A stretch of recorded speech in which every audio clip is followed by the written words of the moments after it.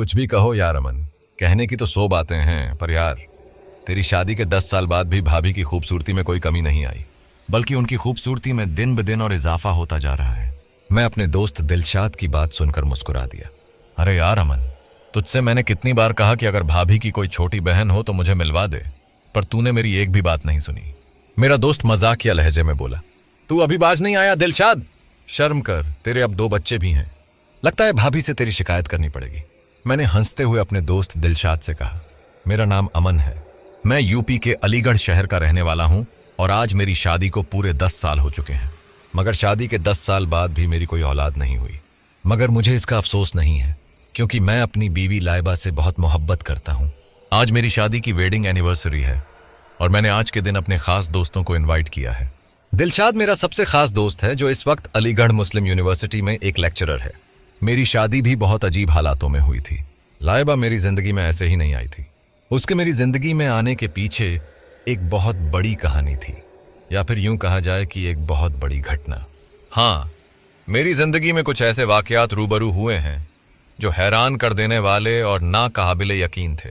आज मैं आप सबको यही सुनाना चाहता हूं। मेरे साथ बीती एक ऐसी दास्तान जिसने मुझे ये पूरी तरह से यकीन दिला दिया कि हमारे साथ साथ एक और मखलूकर भी हमारे साथ रहती है, जो बिल्कुल हमारे जैसी है, मगर उनकी ताकत हमसे थोड़ी ज्यादा। यह बात 1994 की है, जब मेरी उम्र करीब 26 या 27 साल की होगी। मैं अपने शहर अलीगढ़ मुस्लिम यूनिवर्सिटी का ही स्टूडेंट था। जून का महीना था, गर्मी अपने शबाब पर थी। हमारे यूपी में जून के महीने में गर्मी कुछ ज्यादा ही होती है और मेरे एग्जाम अभी अभी कुछ दिन पहले ही खत्म हुए थे। मेरे सारे दोस्त ज्यादातर बाहर के ही रहने वाले थे। हम सब दोस्तों का एक ग्रुप था जिसमें मेरे 3 दोस्त बहुत ही खास थे, दिलशाद, साहिल और सिकंदर। दिलशाद और साहिल पंजाब के रहने वाले थे और सिकंदर दिल्ली का। वे तीनों हॉस्टल में ही रहते थे और मैं अलीगढ़ का ही रहने वाला था। घर में मेरे माँ बाप के अलावा सिर्फ मेरी एक छोटी बहन थी जो मुझसे 2 साल छोटी थी। हमारी एक छोटी सी फैमिली थी। मेरे पापा यूनिवर्सिटी में एक प्रोफेसर थे और मेरी माँ एक कॉलेज की प्रिंसिपल थी। अलीगढ़ में ही हमारी एक छोटी सी कोठी थी, पर वह हमारे लिए बहुत ही बड़ी थी। हम अपने घर में कुल 4 ही मेंबर थे। कोई बहुत ज्यादा बड़ी फैमिली नहीं थी। तो मैं कह रहा था कि हमारे एग्जाम अभी अभी खत्म हुए थे और गर्मी अपने शबाब पर थी। हम चारों दोस्त शाम के वक्त एक गार्डन में बैठकर बातें कर रहे थे। तभी मेरे दोस्त ने मुझसे कहा, यार अमन, गर्मी खत्म होने का नाम ही नहीं ले रही है। हाँ यार दिलशाद, पिछले साल इन दिनों अच्छी खासी बारिश हो रही थी। मुझे लगता है अमन, यह गर्मी अभी और पड़ेगी और हमें पागल कर देगी। तभी हमारा दोस्त सिकंदर बोला, यार चलो हफ्ते भर के लिए कहीं घूमने चलते हैं। सिकंदर की बात सुनकर हम तीनों की आंखों में चमक आ गई। मैंने अपने तीनों दोस्तों से कहा, यार सिकंदर, बात तो सही है, ये ख्याल हमारे दिल में पहले क्यों नहीं आया? सच तो यह है कि सिकंदर की बात सुनकर हम चारों दोस्त खुश हो गए थे। नौजवानी की उम्र थी और उस वक्त घूमना फिरना किसे अच्छा नहीं लगता था। फिर कुछ देर बाद मैंने सिकंदर से कहा, बात तो तेरी सही है यार, लेकिन हमें जाना कहाँ चाहिए? मेरी बात सुनकर दिलशाद ने कहा, यार इतनी ज्यादा गर्मी पड़ रही है तो जाहिर सी बात है कि हमें किसी ठंडे हिल स्टेशन पर जाना चाहिए जहां हमें इस गर्मी से राहत मिले। मेरे पापा यूनिवर्सिटी में प्रोफेसर थे और मेरी माँ एक कॉलेज की प्रिंसिपल थी। अलीगढ़ में ही हमारी एक छोटी सी कोठी थी, पर वह हमारे लिए बहुत बड़ी थी। हम अपने घर में कुल 4 ही मेंबर थे। कोई बहुत ज्यादा बड़ी फैमिली नहीं थी। तो मैं कह रहा था कि हमारे एग्जाम अभी अभी खत्म हुए थे और गर्मी अपने शबाब पर थी। हम चारों दोस्त शाम के वक्त एक गार्डन में बैठकर बातें कर रहे थे। तभी मेरे दोस्त ने मुझसे कहा, यार अमन, गर्मी खत्म होने का नाम ही नहीं ले रही है। हाँ यार दिलशाद, पिछले साल इन दिनों अच्छी खासी बारिश हो रही थी। मुझे लगता है अमन, यह गर्मी अभी और पड़ेगी और हमें पागल कर देगी। तभी हमारा दोस्त सिकंदर बोला, यार चलो हफ्ते भर के लिए कहीं घूमने चलते हैं। सिकंदर की बात सुनकर हम तीनों की आंखों में चमक आ गई। मैंने अपने तीनों दोस्तों से कहा, यार सिकंदर, बात तो सही है, यह ख्याल हमारे दिल में पहले क्यों नहीं आया? सच तो यह है कि सिकंदर की बात सुनकर हम चारों दोस्त खुश हो गए थे। नौजवानी की उम्र थी और उस वक्त घूमना फिरना किसे अच्छा नहीं लगता था। फिर कुछ देर बाद मैंने सिकंदर से कहा, बात तो तेरी सही है यार, लेकिन हमें जाना कहाँ चाहिए? मेरी बात सुनकर दिलशाद ने कहा, यार इतनी ज्यादा गर्मी पड़ रही है तो जाहिर सी बात है कि हमें किसी ठंडे हिल स्टेशन पर जाना चाहिए जहां पर हमें इस गर्मी से राहत मिल जाए। उसकी बात सुनकर मैं खुश होते हुए बोला, कसम से यार मजा आ जाएगा। तेरी बात बिल्कुल सही है, हमें किसी ठंडे हिल स्टेशन पर ही जाना चाहिए, लेकिन कहाँ? हम चारों ने प्लानिंग शुरू कर दी। सबने अपने अपने अलग अलग सुझाव देने शुरू कर दिए। किसी ने कहा हमें नैनीताल चलना चाहिए, किसी ने कहा कश्मीर जाना ज्यादा अच्छा रहेगा, वहां पर बर्फ का भी मजा ले लेंगे, तो किसी ने किसी और जगह का नाम लिया। तभी साहिल ने सबको बीच में रोकते हुए कहा, मेरी मानो तो हम लोगों को मनाली जाना चाहिए। मनाली एक बहुत ही खूबसूरत हिल स्टेशन है और वहां पर मेरी थोड़ी बहुत जान पहचान भी है। वहां मेरे बहुत दूर के रिश्तेदार रहते हैं। अगर हम मनाली जाएंगे तो हमारा होटल का खर्चा बच जाएगा। हम सब दोस्त साहिल की तरफ देखने लगे। फिर कुछ देर बाद मैंने साहिल से पूछा, क्या सच में तेरी मनाली में रिश्तेदारी है या तू हमसे फेंक रहा है? साहिल हंसते हुए बोला, नहीं यार, वाकई में मेरे वहां जान पहचान वाले हैं। उनके एक दो मकान पहाड़ों की वादियों में हैं जो अक्सर खाली ही रहते हैं। मैं इससे पहले भी मनाली जा चुका हूं। यकीन मानो हमें वहां किसी भी तरह की कोई दिक्कत नहीं आएगी।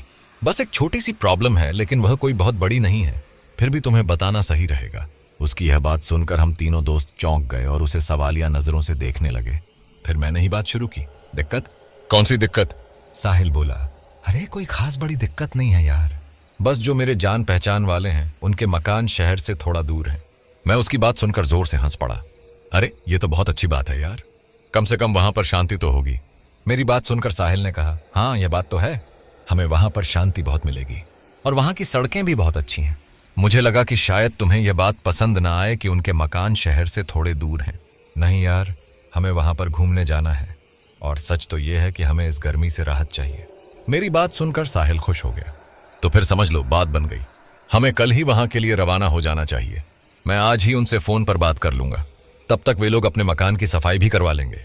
खाने पीने की भी हमें वहां कोई दिक्कत नहीं होगी, क्योंकि जब मैं पहले वहां गया था तब उन्होंने मेरा बहुत ख्याल रखा था। साहिल की बात सुनकर हम तीनों बहुत ज्यादा खुश हो गए थे। होते भी क्यों नहीं, एक तरह से हमें मुफ्त में रहने के लिए होटल मिल रहा था, मुफ्त का खाना मिल रहा था और सबसे आरामदायक बात यह थी कि कुछ दिन के लिए हमें इस असहनीय गर्मी से राहत मिलने वाली थी। मैं बहुत खुश हो गया था। कहते हैं कि हमारी जिंदगी में सब कुछ अपने आप नहीं होता, उसके पीछे कोई ना कोई वजह जरूर होती है जिसका एहसास हमें बाद में होता है। दूसरे दिन हम चारों दोस्त पूरी तरह से तैयार हो चुके थे। मेरे पास मेरी खुद की कार थी और हम चारों बहुत अच्छी ड्राइविंग भी जानते थे, इसलिए सफर का मसला भी हल हो गया। मेरे घर वालों ने भी खुशी खुशी हमें जाने की इजाजत दे दी। रुपयों और पैसों की भी कोई खास परेशानी नहीं थी, क्योंकि हम चारों मजबूत और संपन्न परिवारों से ताल्लुक रखते थे। हम सब खुशी खुशी मनाली के लिए रवाना हो गए। सफर बहुत लंबा था। अलीगढ़ से मनाली तक हमें कार से ही सफर करना था। यह 1994 की बात है, इसलिए उस वक्त सड़कें आज की तरह बहुत अच्छी हालत में नहीं होती थीं। आज जो सफर हम 6-7 घंटे में पूरा कर लेते हैं, उस वक्त वही सफर कम से कम 10-12 घंटे में पूरा होता था। अलीगढ़ से लेकर मनाली तक हम लोग रास्ते में जगह जगह रुकते हुए एंजॉय करते हुए पहुंचे। चारों ओर फैली पहाड़ों की वादियों को मैं बड़ी हैरत से देख रहा था, क्योंकि इससे पहले मैं कभी भी मनाली नहीं आया था। असल में मैं अब तक किसी भी पहाड़ी इलाके में नहीं गया था। पहली ही नजर में मुझे मनाली बहुत खूबसूरत लगा। दिलशाद आराम आराम से गाड़ी चला रहा था। करीब 11 बजे हम लोग एक घर में पहुंचे। यह वही घर था जिसके बारे में साहिल ने हमें बताया था। उसके मुताबिक वहां रहने वाले लोग उसके दूर के रिश्तेदार थे। साहिल ने सच ही कहा था, उसके रिश्तेदार बहुत ही मोहब्बत करने वाले थे। उन्होंने हमें बड़े प्यार से अपने ड्राइंग रूम में बिठाया और हमसे हमारी पढ़ाई लिखाई के बारे में पूछने लगे। बातों का सिलसिला चल निकला। वे हम तीनों से बहुत ज्यादा इंप्रेस हुए। इसी दौरान साहिल ने अपनी बात उनके सामने रख दी कि हम लोग कुछ दिनों के लिए घूमने आए हैं। वे बोले, हाँ कल शाम को तुम्हारा फोन आया था। फिर उन्होंने बड़े प्यार से हम सबसे कहा, वैसे तो मेरे यहाँ बहुत से मकान और बहुत से कॉटेज हैं, लेकिन इस वक्त वे सभी फुल हैं। गर्मी का मौसम है और तुम लोग देख ही रहे हो कि दूर दूर से लोग गर्मी से राहत पाने के लिए मनाली आए हुए हैं। लेकिन चिंता की कोई बात नहीं है, एक मकान अभी भी खाली पड़ा हुआ है। साहिल ने जब मुझे फोन पर बताया था तो मैंने कल रात में ही उस मकान की सफाई करवा दी थी। लेकिन वह मकान यहाँ से थोड़ी दूर एक गांव में है। अगर तुम लोगों को कोई दिक्कत ना हो तो वहां ठहर सकते हो। तुम लोग वहां आराम से रह सकते हो और वैसे भी तुम्हें कोई खास परेशानी नहीं होगी, क्योंकि तुम्हारे पास अपनी खुद की कार है, तो कहीं आने जाने में कोई दिक्कत भी नहीं होगी। फिर वह उठकर एक तरफ चले गए। करीब 5 मिनट बाद वह एक चाबी लेकर हमारे सामने खड़े थे। उन्होंने चाबी साहिल को थमा दी। साहिल उनकी तरफ देखने लगा। फिर उन्होंने साहिल को उस मकान का पता बताया। चूंकि साहिल पहले भी वहां आ चुका था, उसने हामी में सिर हिला दिया। फिर वे हम लोगों से बोले, मैंने गांव में ही एक खाना बनाने वाली को बोल दिया है, तुम लोगों को चाय और खाने की कोई दिक्कत नहीं होगी। हम सब दोस्त उनकी बात सुनकर खुश हो गए। फिर वे हम सबको बड़े प्यार से बाहर छोड़ने आए। चलते वक्त उन्होंने हमसे खास तौर पर एक बात कही, बस एक बात का ख्याल रखना साहिल बेटा, तुम लोग दिन में मनाली की खूबसूरती का मजा लेना, मगर रात होने से पहले वापस आ जाना, और रात में दरवाजे ठीक से बंद करके सोना, रात को बाहर मत निकलना। मैंने उनसे पूछा, क्यों, क्या कोई प्रॉब्लम है? नहीं नहीं, वहां रात में अक्सर जंगली जानवर आ जाते हैं, मैं नहीं चाहता कि तुम्हें किसी मुसीबत का सामना करना पड़े। हम लोगों ने उनकी बात को ज्यादा सीरियस नहीं लिया। ठीक है अंकल, जैसी आपकी मर्जी, यह कहकर हम वहां से चल दिए। थोड़ी ही देर में हम उस गांव में पहुंच चुके थे। वह गांव वाकई बहुत खूबसूरत था। चारों तरफ हरियाली ही हरियाली थी। ऊंचे ऊंचे पहाड़, दिलकश मौसम और खुशगवार हवा उस गांव की खूबसूरती को और ज्यादा बढ़ा रहे थे। हमारी कार उस मकान के दरवाजे पर जाकर रुक गई। मैंने अपने आसपास देखा, वह एक छोटा सा गांव ही था। गांव में सबसे अच्छा बना हुआ मकान वही था जहां हम लोग रुकने वाले थे। सारे गांव वाले हमें ही देख रहे थे। साहिल के पास उस घर की चाबी थी। उसने ताला खोल दिया और हम लोग अंदर चले गए। मैंने देखा घर अंदर से काफी बड़ा था। करीब 6 या 7 बड़े कमरे बने हुए थे और वहां हर जरूरत का सामान पहले से ही मौजूद था। किचन भी अच्छा खासा बड़ा था। किचन में एक फ्रिज भी मौजूद थी। मैंने फ्रिज खोलकर देखा तो पाया कि अंदर खाने पीने की तमाम चीजें रखी हुई थीं। तभी मेरा दोस्त सिकंदर बोला, यार इतनी फैसिलिटीज तो हमें यहाँ किसी होटल में भी नहीं मिलती। अंकल ने वाकई हमारा दिल जीत लिया। सही कहा तूने। तभी साहिल हम सबको देखकर बोला, मैंने कल ही फोन कर दिया था, देख नहीं रहे घर की साफ सफाई? मैंने तुम लोगों से कहा था ना। मैंने मुस्कुराकर साहिल से कहा, सही बात है तेरी, मगर तेरे अंकल ने एक नौकरानी का भी जिक्र किया था। वो कहाँ है? यार कसम से चाय की बहुत तलब महसूस हो रही है। अरे यार वो भी आ जाएगी। चलो अब कुछ देर लेटकर थोड़ा आराम कर लेते हैं। मैं और मेरे तीनों दोस्त कमरे में जाकर लेट गए। मैं और दिलशाद बेड पर थे, जबकि साहिल और सिकंदर बेड के पास रखे सोफे पर जाकर बैठ गए। सच तो यह था कि मुझे बहुत मजा आ रहा था, मगर अब मुझे चाय की बहुत ज्यादा तलब महसूस हो रही थी। सफर की थकान अब थोड़ी थोड़ी महसूस होने लगी थी।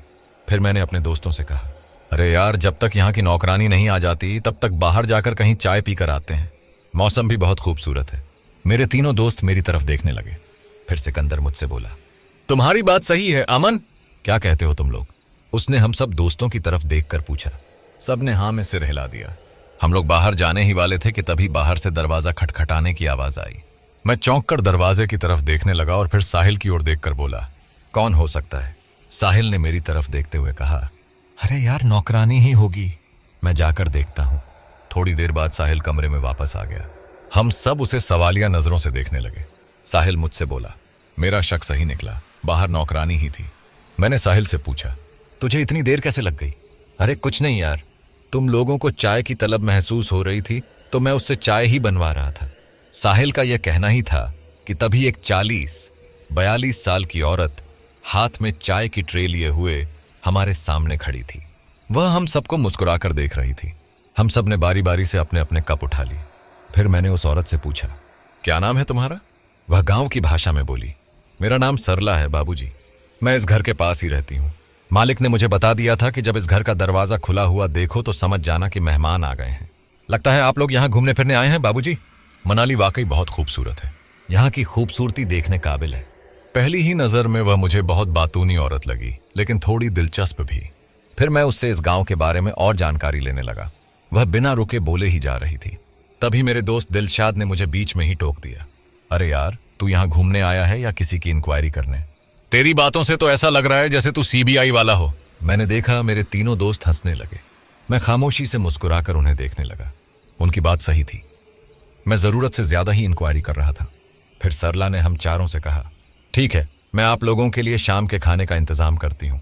वैसे भी दोपहर तो हो ही चुकी है, मेरे ख्याल से इस वक्त 4 बजे हो रहे होंगे।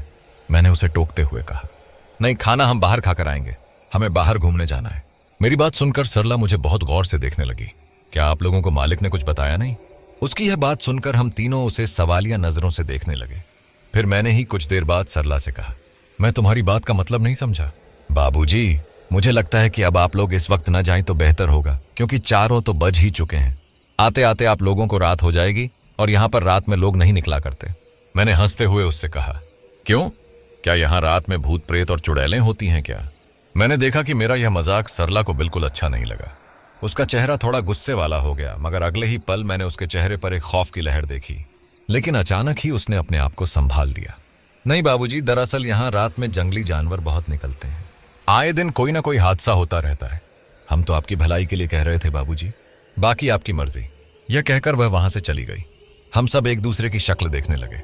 फिर मैंने साहिल की तरफ देखकर कहा, यह क्या मुसीबत है यार। साहिल ने कंधे उचकाकर कहा, देख भाई अमन, यह कोई होटल नहीं है, यह घर है।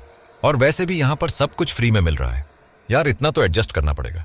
फिर मुझे साहिल की बात भी सही लगी और सरला की भी।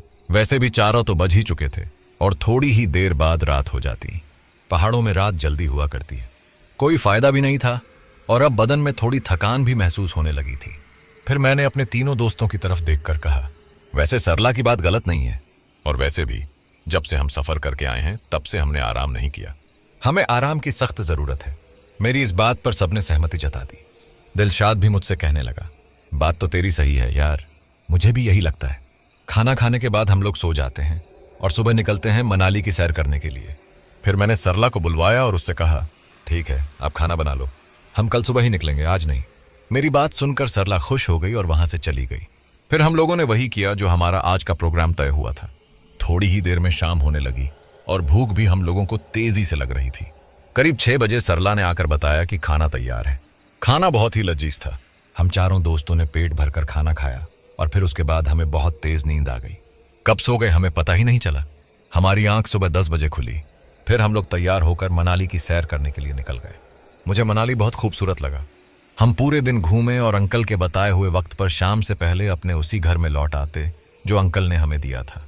ऐसा करते करते 3-4 दिन कब गुजर गए हमें पता ही नहीं चला। बाहर से आने के बाद हमें हमेशा खाना तैयार मिलता था और मेरे लिए सबसे अच्छी बात यही थी, खाना भी हमारी पसंद का ही होता था। वाकई अंकल ने हमारा बहुत ख्याल रखा था। मुसीबत तब शुरू हुई जब 5वें दिन हम चारों दोस्त घूमने फिरने के लिए तैयार हो गए। मगर उस दिन मेरी तबीयत कुछ ठीक नहीं थी। मेरे दोस्त दिलशाद ने मुझसे पूछा, क्या बात है अमन, आज तेरा चेहरा कुछ उतरा उतरा सा लग रहा है। हाँ यार, मुझे थोड़ी सी थकावट महसूस हो रही है। सच कहूं तो आज मेरा घूमने फिरने का बिल्कुल भी दिल नहीं कर रहा।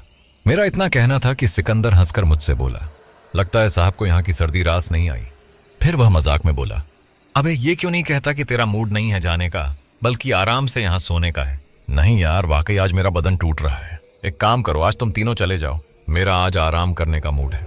मेरी यह बात सुनकर मेरे तीनों दोस्त मुझे देखने लगे। फिर साहिल ने मुझसे कहा, बात तो तेरी ठीक है यार, लेकिन हम लोग तेरे बिना कैसे जा सकते हैं। आज हमारा प्रोग्राम था कि हमें मनाली की सबसे खूबसूरत जगह पर जाना है। हाँ यार, प्रोग्राम तो तय हुआ था, मगर मेरी तबीयत कुछ ठीक नहीं है। क्या हुआ तुझे, तबीयत ज्यादा खराब है क्या? कुछ नहीं, बस थोड़ा सा बदन दर्द और सिर दर्द है। तुम लोग चिंता मत करो, मैं डिस्प्रिन खा लूंगा और लेट जाऊंगा। तुम लोग घूम कर आ जाओ, मैं यहीं तुम्हारा इंतजार करूंगा। मेरे दोस्तों ने बारी बारी से मुझे गौर से देखा। फिर दिलशाद, जो कि मेरा सबसे करीबी दोस्त था, उसने मेरी कलाई पकड़ ली। हल्का सा बुखार है, मामूली सा। चल ठीक है, कोई बात नहीं। अगर तेरा मूड नहीं है तो मत जा, लेकिन अगर तू चाहता है कि हम लोग भी ना जाएं और तेरे साथ ही रहें तो तू कह सकता है। हम तेरे दोस्त हैं, हमें तेरी फिक्र है। अरे नहीं नहीं यार, कैसी बातें कर रहा है।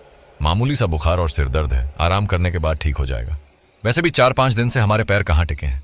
थकावट है, दूर हो जाएगी। मेरी बात सुनकर दिलशाद मुस्कुरा दिया। फिर साहिल ने सरला को आवाज लगाई। साहिल की आवाज सुनकर सरला भागती हुई कमरे में आ गई। साहिल ने सरला से कहा, आज अमन की तबीयत थोड़ी सी खराब है। यह सुनकर सरला मेरी तरफ देखने लगी और बोली, क्या हुआ बाबूजी, क्या हुआ आपको? अरे कुछ नहीं, थोड़ा सा बदन दर्द है, मैं टेबलेट ले लूंगा, ठीक हो जाऊंगा। फिर साहिल ने सरला से कहा, हमारे आने तक आज तुम यहीं रुकना, देखना इन्हें किसी भी तरह की कोई परेशानी ना हो। ठीक है बाबूजी, जैसी आपकी मर्जी। फिर सरला ने मेरी तरफ देखकर कहा, आप लेट जाइए बाबूजी, मैं आपके लिए गर्मा गर्म चाय बनाकर लाती हूँ और साथ में काढ़ा भी, जिसे पीने के बाद आप दौड़ने लगेंगे। ऐसा होता है बाबूजी। आप लोग गर्मी से यहाँ आए हैं और अभी तक आपने आराम भी नहीं किया है, थकावट हो सकती है। आप आज के दिन आराम कर लीजिए, शाम तक ठीक हो जाएंगे। सरला की बात सुनकर मैं मुस्कुरा दिया। फिर मैंने अपने तीनों दोस्तों को अलविदा कहा। ठीक है, तुम लोग जाओ, मैं यहीं तुम्हारा इंतजार करूंगा। मेरे तीनों दोस्त मेरी कार से घूमने के लिए चले गए और मैं अकेला उन्हें देखता रहा। थोड़ी ही देर बाद सरला चाय लेकर आ गई। चाय वाकई बहुत ही अच्छी बनी थी। कुछ देर बाद मैंने एक टेबलेट खा ली। करीब 1 घंटे बाद मुझे बिल्कुल सही महसूस होने लगा। मैं अब पूरी तरह फिट महसूस कर रहा था। अब मेरा वहां मन नहीं लग रहा था। मैं सोच रहा था कि काश मैं भी उनके साथ चला जाता। सरला खाना बनाने में लगी हुई थी और मैं इतने बड़े मकान में इधर उधर घूम रहा था। सरला ने मुझे देखकर कहा, बाबूजी, आपकी तबीयत ठीक नहीं थी, लेकिन अब तो आप सही लग रहे हो। हाँ हाँ, तुमने सही कहा सरला, अब मैं बिल्कुल ठीक महसूस कर रहा हूँ। मैंने कहा था ना, थोड़ा सा बदन दर्द था, उस वक्त जाने का मन नहीं था, मगर अब ऐसा लग रहा है कि मुझे चले जाना चाहिए था। मेरी बात सुनकर सरला मुस्कुरा दी, मगर मेरा वहां रुकना शायद मेरी किस्मत में था। कुदरत शायद मुझे कुछ दिखाना चाहती थी, जिसकी कल्पना मैंने ख्वाबों और ख्यालों में भी नहीं की थी। करीब दोपहर 12 बजे के बाद सरला मेरे लिए खाना बनाकर ले आई। उस वक्त मुझे बहुत तेज भूख लगी थी। सरला के हाथ का बना हुआ खाना बहुत ही स्वादिष्ट था। खाने से फारिग होने के बाद मैं फिर उसी मकान में इधर उधर टहलने लगा। मेरा मन कहीं भी नहीं लग रहा था। फिर मेरे दिल में एक ख्याल आया कि मेरे दोस्तों को आने में अभी कम से कम 5-6 घंटे लगेंगे।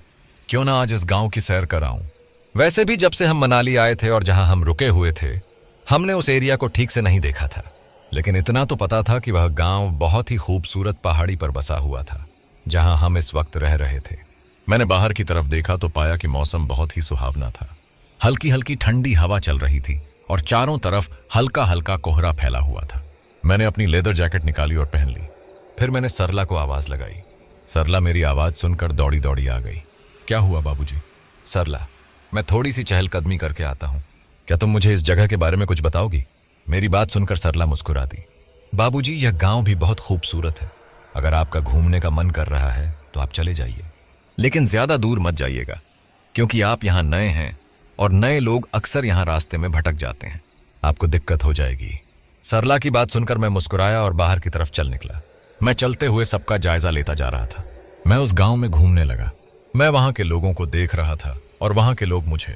मैंने महसूस किया कि उस गांव के लोग बहुत ही ज्यादा मिलनसार और मोहब्बत वाले मालूम पड़ते थे। घूमते घूमते कब मैं गांव से बाहर निकल गया, इस बात का मुझे एहसास ही नहीं हुआ। सच तो यह है कि मेरा वापस जाने का मन नहीं कर रहा था, क्योंकि घर बिल्कुल अकेला था और मेरे दोस्त नहीं थे। मेरे दिमाग में यही एक ख्याल आया कि थोड़ा और घूम लिया जाए। मैं चलते चलते बहुत आगे निकल गया। फिर मुझे थकावट का एहसास हुआ। अब मुझे लगने लगा कि मैं बहुत ही ज्यादा दूर आ चुका हूं।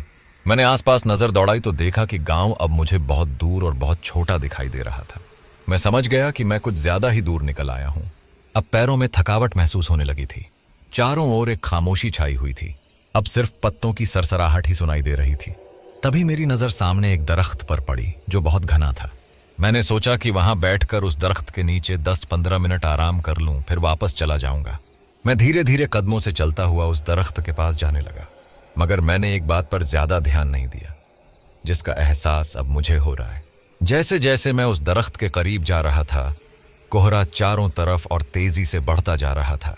लेकिन उस वक्त थकावट इतनी थी कि मैंने इस बात पर ध्यान देना जरूरी नहीं समझा। थोड़ी देर बाद मैं उस दरख्त के पास जाकर खड़ा हो गया और वहीं बैठ गया। मुझे वहां बैठकर बहुत ही ज्यादा अच्छा महसूस हो रहा था। हल्की हल्की ठंडी हवा चल रही थी। तभी अचानक मुझे किसी के हंसने की आवाज सुनाई दी। मैंने पलटकर पीछे देखा, पर वहां मेरे आसपास कोई भी मौजूद नहीं था। मैंने इसे अपना वहम समझकर टाल दिया। अगले ही पल फिर से मेरे कानों में वही हंसी की आवाज गूंजी। अब मैंने उस आवाज पर गौर किया तो पाया कि वह किसी लड़की की थी और दरख्त के पीछे से आ रही थी। मैं फौरन उठकर खड़ा हो गया, मगर एक बार फिर से मेरे कानों में वही हंसी की आवाज गूंजी। अब मुझसे रहा नहीं गया। मैं उस आवाज का पीछा करता हुआ दरख्त के पीछे चला गया, मगर जैसे ही मैं वहां पहुंचा तो मुझे सामने बहुत से पेड़ दिखाई दिए। कोहरा बहुत ज्यादा था, इसलिए अब मुझे देखने में दिक्कत हो रही थी। तभी मेरी नजर बहुत से पेड़ों में से एक पेड़ पर पड़ी। मुझे ऐसा महसूस हुआ जैसे कि उस पेड़ के पास कोई खड़ा है। मैं तेजी से उस पेड़ की तरफ दौड़ा, मगर जैसे ही मैं उसके नजदीक पहुंचा, मैंने देखा कि वहां कोई नहीं था। वहां आसपास बहुत ही घने पेड़ मौजूद थे। तभी मेरी नजर एक बहुत ही ज्यादा घने पेड़ पर पड़ी, जिसकी शाखाएं नीचे जमीन को छू रही थीं। मुझे ऐसा लगा जैसे कोई वहां छुपा हुआ है। वह पेड़ इतना घना था कि कोई भी आसानी से उसकी शाखाओं में छुप सकता था। मेरे कदम खुद ब खुद उस तरफ बढ़ गए। मेरा शक सही निकला। उस पेड़ के पत्तों के पीछे कोई छुपा हुआ था। जैसे ही मेरी नजर उस पर पड़ी, मैं देखकर दंग रह गया। एक जोड़ी बेहद खूबसूरत आंखें मुझे ही देख रही थीं। यकीनन वह आंखें किसी लड़की की थीं। मैं उन आंखों को गौर से देखने लगा, मगर अगले ही पल वह दोनों आंखें गायब हो गईं। मैं बड़ी फुर्ती से उनकी तरफ बढ़ा, लेकिन वहां कोई मौजूद नहीं था। मैं यह देखकर चौंक गया। क्या मुझे कोई वहम हुआ था? नहीं, यह वहम नहीं था। फिर किसकी थीं वे आंखें? वह लड़की कौन थी और अचानक नजरों के सामने से ओझल कैसे हो गई? तभी अचानक मेरी नजर सामने की ओर पड़ी। मैंने देखा कि कहीं बहुत दूर धुआं उठ रहा था, जो आमतौर पर आग जलाने पर उठता है। मुझे ऐसा महसूस हुआ जैसे कि कहीं आग जल रही हो। मेरे दिल में जिज्ञासा पैदा हो गई कि इस वक्त यहाँ आग जलाने का मतलब ये हुआ कि आसपास कोई मौजूद है। शायद कोई टूरिस्ट होगा जो कैंपिंग करने आया होगा। मेरे दिल में यह ख्याल आया कि चलो थोड़ा और आगे चलते हैं और पता करते हैं कि वहाँ कौन है। यह सोचता हुआ मैं आगे की तरफ बढ़ गया। करीब 15 मिनट पैदल चलने के बाद मैंने अपनी आंखों से देखा कि वहां दूर दूर तक कोई कैंप नजर नहीं आया, मगर अपनी आंखों के सामने दूर एक बहुत ही खूबसूरत बस्ती जरूर नजर आई। मैं अंदर से खुश भी हुआ और हैरान भी। मेरी जिज्ञासा और बढ़ गई। मैं धीरे धीरे कदमों से चलता हुआ उस बस्ती के करीब चला गया। मैंने देखा कि उस बस्ती में आलीशान मकान बने हुए थे। यह देखकर मेरी हैरानी की कोई हद नहीं रही। मैं सोच में पड़ गया। जिस गांव में मैं ठहरा हुआ हूं, उसी के थोड़ी दूरी पर यह इतनी खूबसूरत बस्ती भी है। इसके बारे में तो सरला ने कभी बताया ही नहीं। फिर मेरे दिल में ख्याल आया कि मैं पहली बार मनाली आया हूं, हो सकता है मुझे मालूम ना हो। लेकिन अगले ही पल मुझे यह एहसास हुआ कि अंकल ने भी तो इस बस्ती के बारे में कुछ नहीं बताया। उन्होंने तो यही कहा था कि उनका मकान एक छोटे से गांव में है जो शहर से थोड़ा दूर है, मगर इस बस्ती के बारे में अंकल ने मुझे कुछ भी नहीं बताया। जो बस्ती मेरी आंखों के सामने थी वह मुझे बहुत ही अजीब लग रही थी। मकान तो बहुत अच्छे बने हुए थे, लेकिन पुराने दौर के लग रहे थे, आज के जमाने के नहीं मालूम हो रहे थे। मैं उस बस्ती में घूमने लगा। मैंने देखा कि वहां के लोगों को मुझसे कोई मतलब ही नहीं था। वे सब अपने अपने कामों में व्यस्त थे।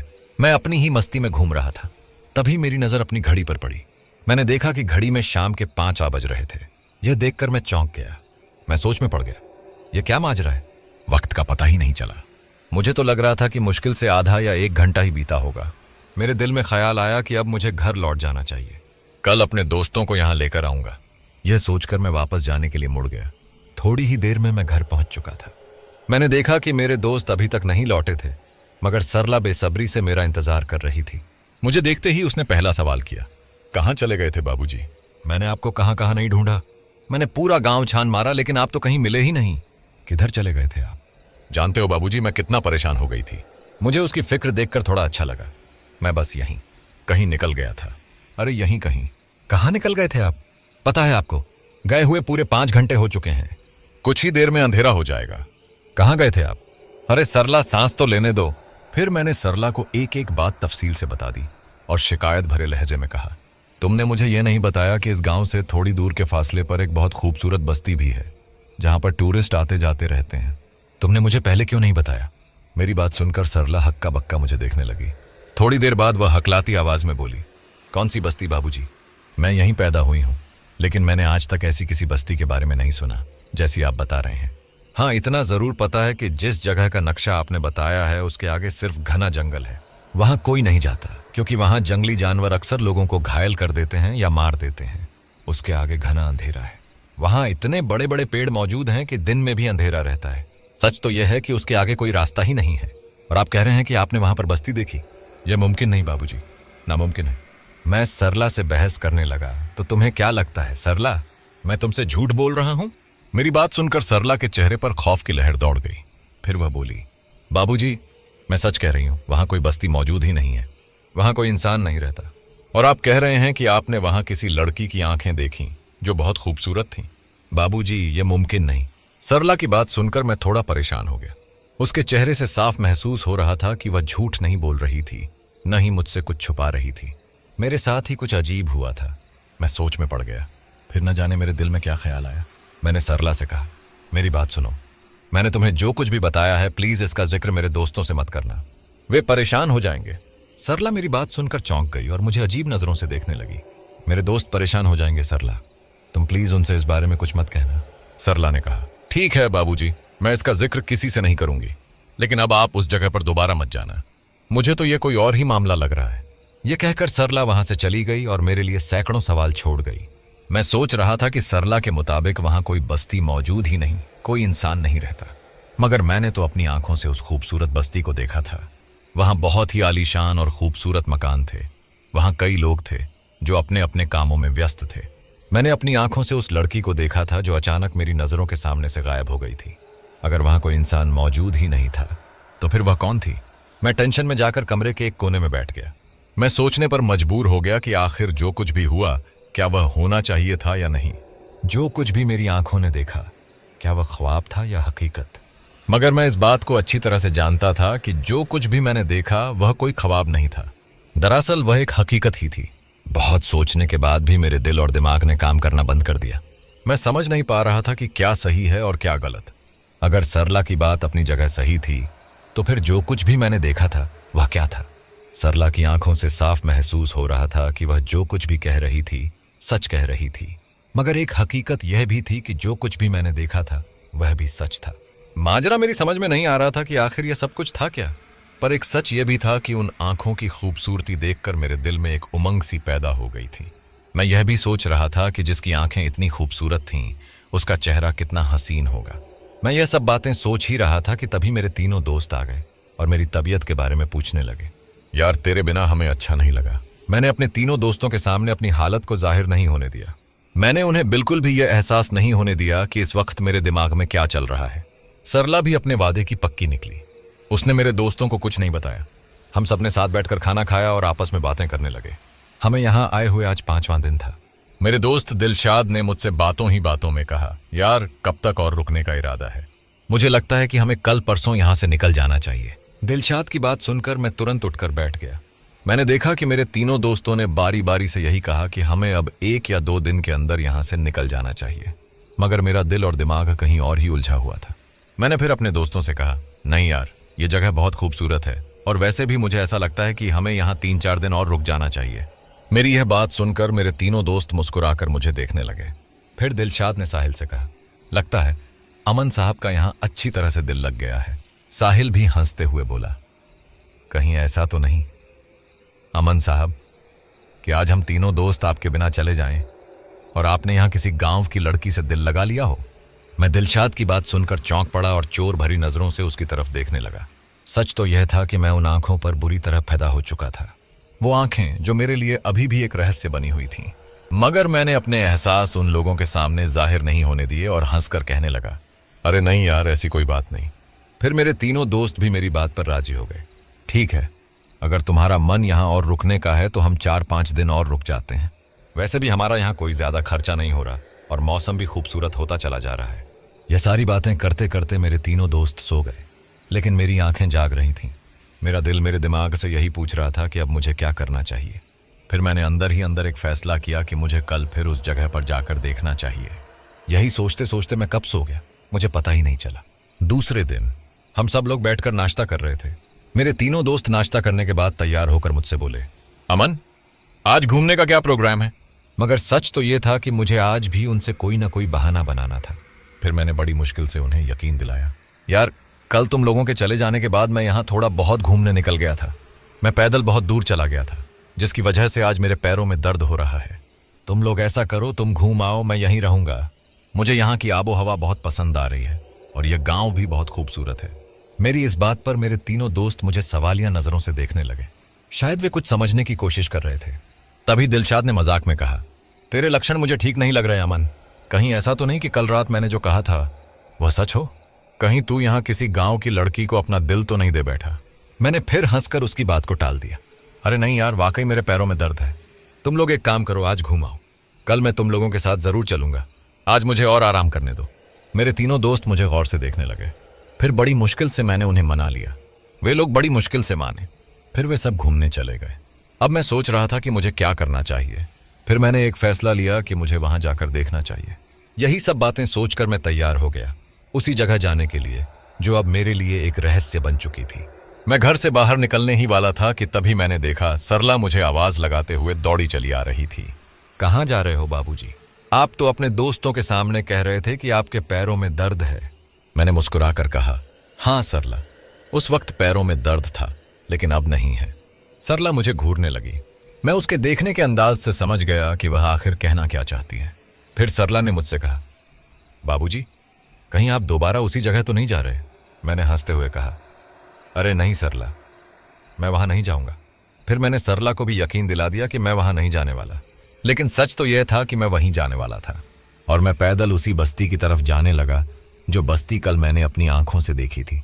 कुछ ही देर बाद मैं उस दरख्त के सामने खड़ा था जिसके पीछे से मुझे वो 2 आंखें दिखाई दी थीं।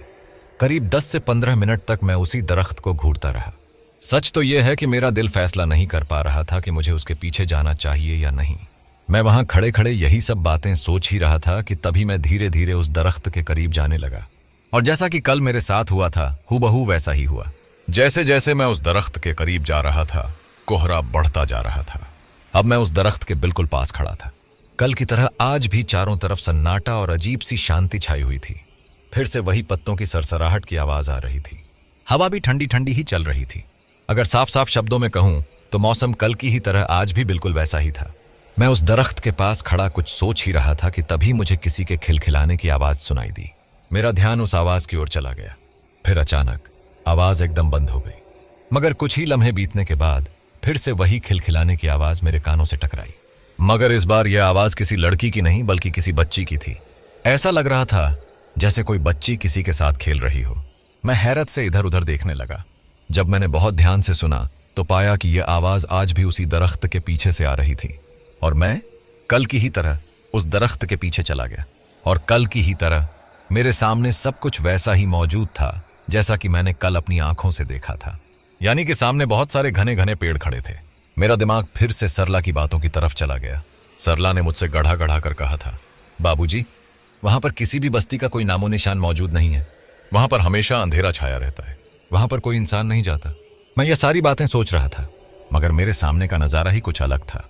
अचानक मेरे कानों में फिर से उसी बच्ची के खिलखिलाने की आवाज टकराई और मैं उस आवाज का पीछा करने लगा। फिर वह आवाज मुझसे दूर होती गई।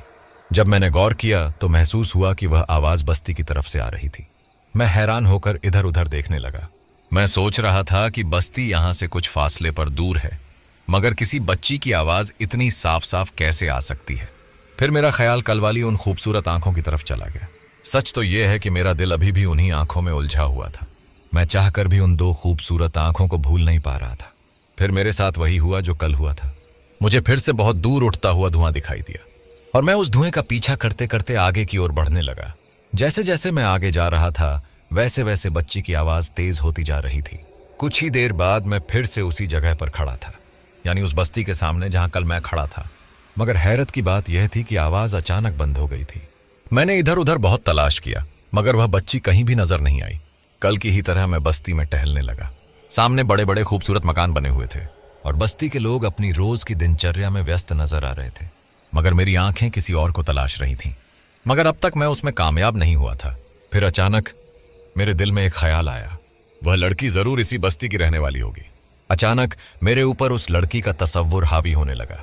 मैं यह भी भूल गया कि सरला ने मुझे इस जगह पर आने से सख्ती से मना किया था। मैं यह भी भूल गया कि कल मैंने सरला की आंखों में सच्चाई देखी थी। मुझे तो बस तलाश थी उस लड़की की। फिर मैं बस्ती की ओर घूमने लगा। करीब 10-15 मिनट चलने के बाद मेरी नजर सामने पड़ी। जो नजारा मेरी आंखों के सामने था वह हैरत अंगेज था। मैंने देखा कि सामने एक बहुत ही आलीशान महलनुमा घर बना हुआ था। इस तरह के घर मैंने अब तक सिर्फ राजाओं महाराजाओं की कहानियों और तस्वीरों में ही देखे थे। और एक बात मैंने गौर की, वहां जितने भी लोग अपनी दिनचर्या में व्यस्त थे उन्हें मुझसे कोई मतलब ही नहीं था, मानो जैसे कि मैं उनके लिए था ही नहीं। मैं उस महल की ओर बहुत गौर से देख ही रहा था कि तभी वही बच्चे के हंसने की आवाज फिर से मेरे कानों में टकराई। मगर इस बार आवाज कहीं दूर से नहीं बल्कि मेरे ठीक पीछे से आई थी। मैंने फुर्ती से पलटकर पीछे देखा। मेरे सामने एक बहुत ही खूबसूरत छोटी बच्ची खड़ी थी। वह मुझे देखकर शरारत से मुस्कुरा रही थी। मगर एक बात मैंने नोट की, सर्दी आज कल के मुकाबले थोड़ी ज्यादा थी। फिर भी उस बच्ची ने कोई गर्म कपड़ा नहीं पहना हुआ था। मुझे उसे देखकर बहुत हैरत हुई। उसे ठंड क्यों नहीं लग रही थी? मैंने देखा वह बच्ची अभी भी मुझे देखकर मुस्कुराए जा रही थी। फिर मैंने उससे बड़े प्यार से पूछा, क्या नाम है तुम्हारा? मगर वह चुप रही, बस मुस्कुराए जा रही थी। फिर मैंने उससे पूछा, तुम उस दरख्त के पास क्या कर रही थी? मैंने तुम्हारे हंसने की आवाज वहां सुनी थी, मगर जब मैंने देखा तो तुम वहां नहीं थी। कहां चली गई थी तुम? फिर मैंने देखा कि अचानक वह बच्ची जो कुछ देर पहले मुझे देखकर लगातार मुस्कुरा रही थी अब गंभीर हो गई। फिर उसने मेरी तरफ इशारा किया मानो मुझे अपने पास बुला रही हो। मैं उसकी बात समझ गया। शायद वह मुझसे कान में कुछ कहना चाहती थी। मैंने अपना कान उसके होठों के करीब ले आया। उसने बहुत आहिस्ता से मेरे कानों में यह अल्फाज कहे, आपको यहां पर नहीं आना चाहिए था। मैं यह सुनकर हैरानी से उस बच्ची की तरफ देखने लगा जिसने अभी अभी यह कहा था कि मुझे यहां नहीं आना चाहिए था। मैंने देखा वह बच्ची अब भी गंभीर मुद्रा में खड़ी होकर मुझे देख रही थी। मगर यह सब मेरे लिए किसी पहेली से कम नहीं था। कुछ देर पहले वही बच्ची मुझे देखकर लगातार मुस्कुरा रही थी, मगर अब ऐसा लग रहा था जैसे उसे मेरी मौजूदगी पसंद नहीं आ रही हो।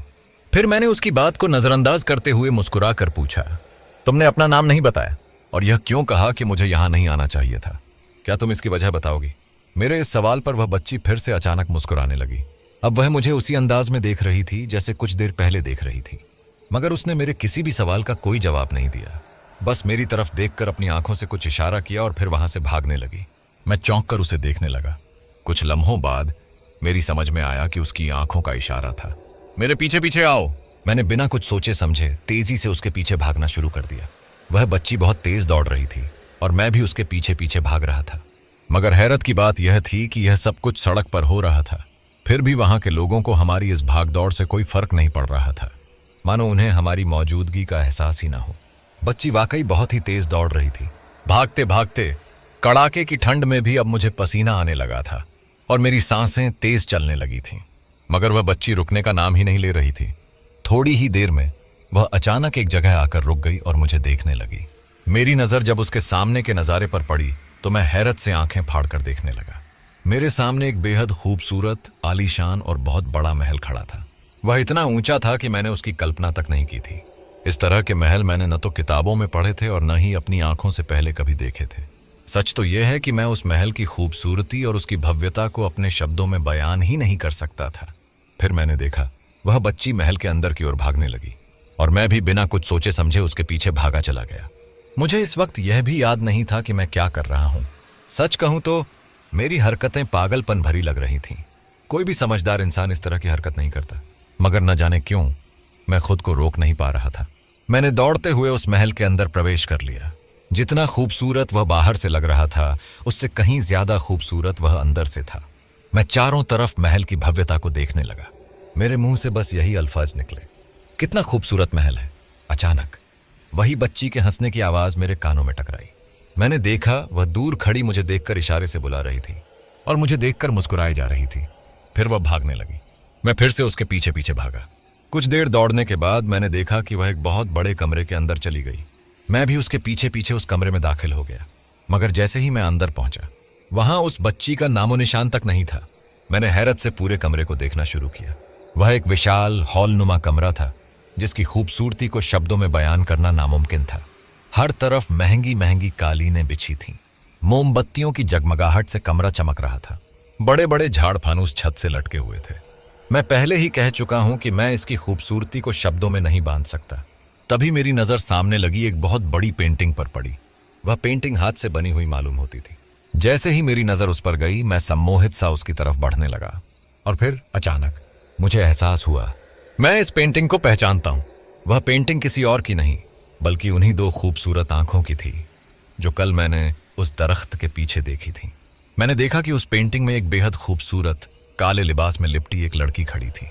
उसका चेहरा कपड़ों से ढका हुआ था, बस उसकी आंखें खुली हुई थीं और वे आंखें हूबहू वैसी ही थीं जैसी मैंने कल उस दरख्त के पीछे देखी थी।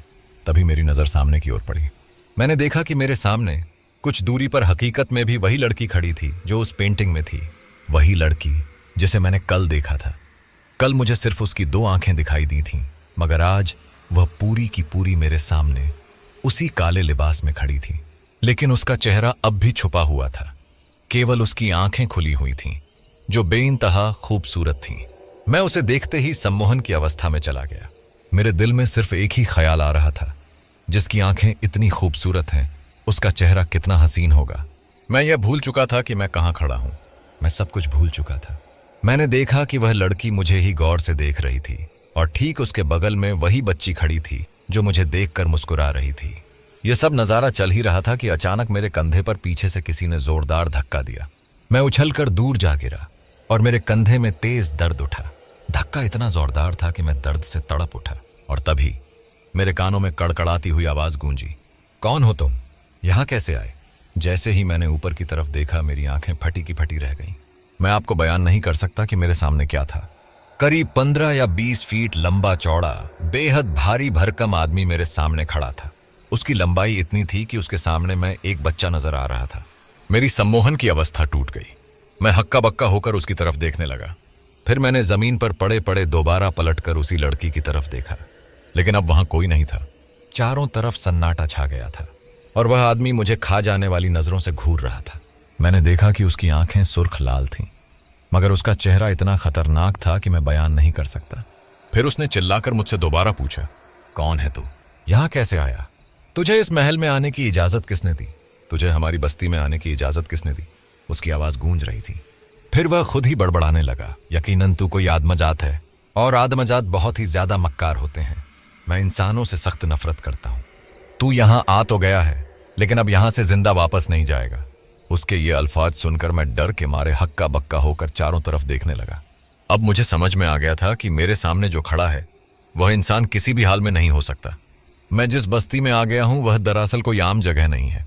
फिर उसने अपने सामने से एक बहुत लंबी तलवार निकाली और भयानक नजरों से मुझे घूरते हुए गर्जा, तेरे टुकड़े टुकड़े करके इंसानों की बस्ती में लटका दूंगा, ताकि कोई दोबारा यहां आने की जुर्रत ना करे। अब मुझे एहसास हो गया था कि शायद यह मेरी जिंदगी का आखिरी दिन है। मैं अब यहां से जिंदा वापस नहीं जा पाऊंगा। तभी मेरे कानों में एक और आवाज गूंजी, रुक जाओ। मैंने घबराकर दूसरी तरफ देखा। मेरे सामने एक बेहद नूरानी शख्स खड़े थे। उनकी दाढ़ी के साथ साथ उनकी भौहें और पलकें भी सफेद थीं, मगर उनकी लंबाई भी उतनी ही थी जितनी उस आदमी की जो मुझे मारने के लिए खड़ा था। फिर वह नूरानी बुजुर्ग बोले, इसे जाने दो, यह नादान है, गलती से यहां आ गया है। तुम्हें इसे जान से मारने का कोई हक नहीं है। जान लेने का हक सिर्फ परवरदिगार आलम को है। इसे छोड़ दो। लेकिन जो मुझे मारने के लिए खड़ा था वह उनकी बात सुनने के मूड में कतई नहीं था। नहीं, आज तो यह मरेगा। इस आत्मजात की हिम्मत कैसे हुई हमारी बस्ती में आने की? हम तो इनकी बस्तियों में नहीं जाते, फिर यह यहां कैसे आ गया? मैं इसे मार दूंगा। तुम मेरे रास्ते में मत आओ, नहीं तो तुम भी मारे जाओगे। फिर वह बुजुर्ग जलाल में आकर चिल्लाए, मैं तुझे आखिरी बार कहता हूं, इसे छोड़ दे। अगर तूने मेरी बात नहीं मानी तो तू मेरी ताकत को अच्छी तरह जानता है। यह नौजवान तो सही सलामत अपने घर लौटेगा, लेकिन तू जरूर मरेगा। मैंने देखा कि उनकी बात सुनकर जो मुझे मारने के लिए तलवार लिए खड़ा था, उसकी आंखों में गुस्सा और भी ज्यादा उतर आया। वह भी हार मानने के मूड में नहीं था। मैं अभी भी जमीन पर उन दोनों के बीच पड़ा हुआ था। मेरी सोचने समझने की सलाहियत खत्म हो चुकी थी। फिर अचानक वह चिल्लाकर बोला, तुम्हारी हुकूमत बहुत ज्यादा चल चुकी। अब तुम्हारी हुकूमत खत्म होने का वक्त आ गया है। वैसे भी फैसला आज होकर रहेगा कि जो भी ताकतवर होगा वही यहां हुकूमत करेगा। उसकी यह बात सुनकर बुजुर्ग के चेहरे पर और ज्यादा जलाल आ गया। फिर उन्होंने मेरी तरफ देखकर कहा, इस महल से बाहर निकल जाओ नौजवान। ये कुछ नहीं कर सकता। जाओ, अपने घर लौट जाओ, दोबारा यहां मत आना। मैं बिना कुछ कहे वहां से अपनी पूरी ताकत लगाकर भागने लगा। जो मुझे मारने के लिए खड़ा था, मैंने देखा कि उसने मुझे मारने की कोशिश की, मगर उसके हाथ पैर हिल भी नहीं पाए। मैं समझ गया कि यह उन बुजुर्ग की ताकत का असर था। मैं बस वहां से भागे जा रहा था। भागते भागते मैं उस बस्ती में आ गया। लेकिन जैसे ही मैं वहां पहुंचा, मैं सन्न रह गया। कुछ देर पहले जब मैं इस बस्ती को छोड़कर गया था तो सारे बस्ती वाले अपने अपने कामों में मशगूल थे, मगर अब वे सब मेरी तरफ देख रहे थे। उनके चेहरे का रंग और हाव भाव पूरी तरह बदल चुका था। सारे बस्ती वाले इतने खतरनाक हो गए थे कि मैं कांप कर रह गया। मैं बुरी तरह से भाग रहा था और वे सब मुझे घूर रहे थे। कोई मुझे देखकर हंस रहा था तो कोई कह रहा था, पकड़ लो इसे, यह दोबारा यहां जरूर आएगा। कोई चिल्ला रहा था, मार दो इसे, यह कल भी आया था। मैंने देखा कि अब उस बस्ती में जितने भी लोग थे उनकी लंबाई कम से कम 30-30 फीट हो चुकी थी। उनके चेहरे ऐसे डरावने हो चुके थे कि मैं उन्हें बयान नहीं कर सकता। एक ही पल में पूरा मंजर बदल चुका था। भागते भागते अचानक मुझे ठोकर लगी और मैंने खुद को जमीन पर गिरता हुआ महसूस किया। उसके बाद मुझे कुछ भी होश नहीं रहा। सच तो यह है कि मैं बेहोश हो चुका था। मुझे कितना समय बेहोश रहे इसका कोई अंदाजा नहीं था।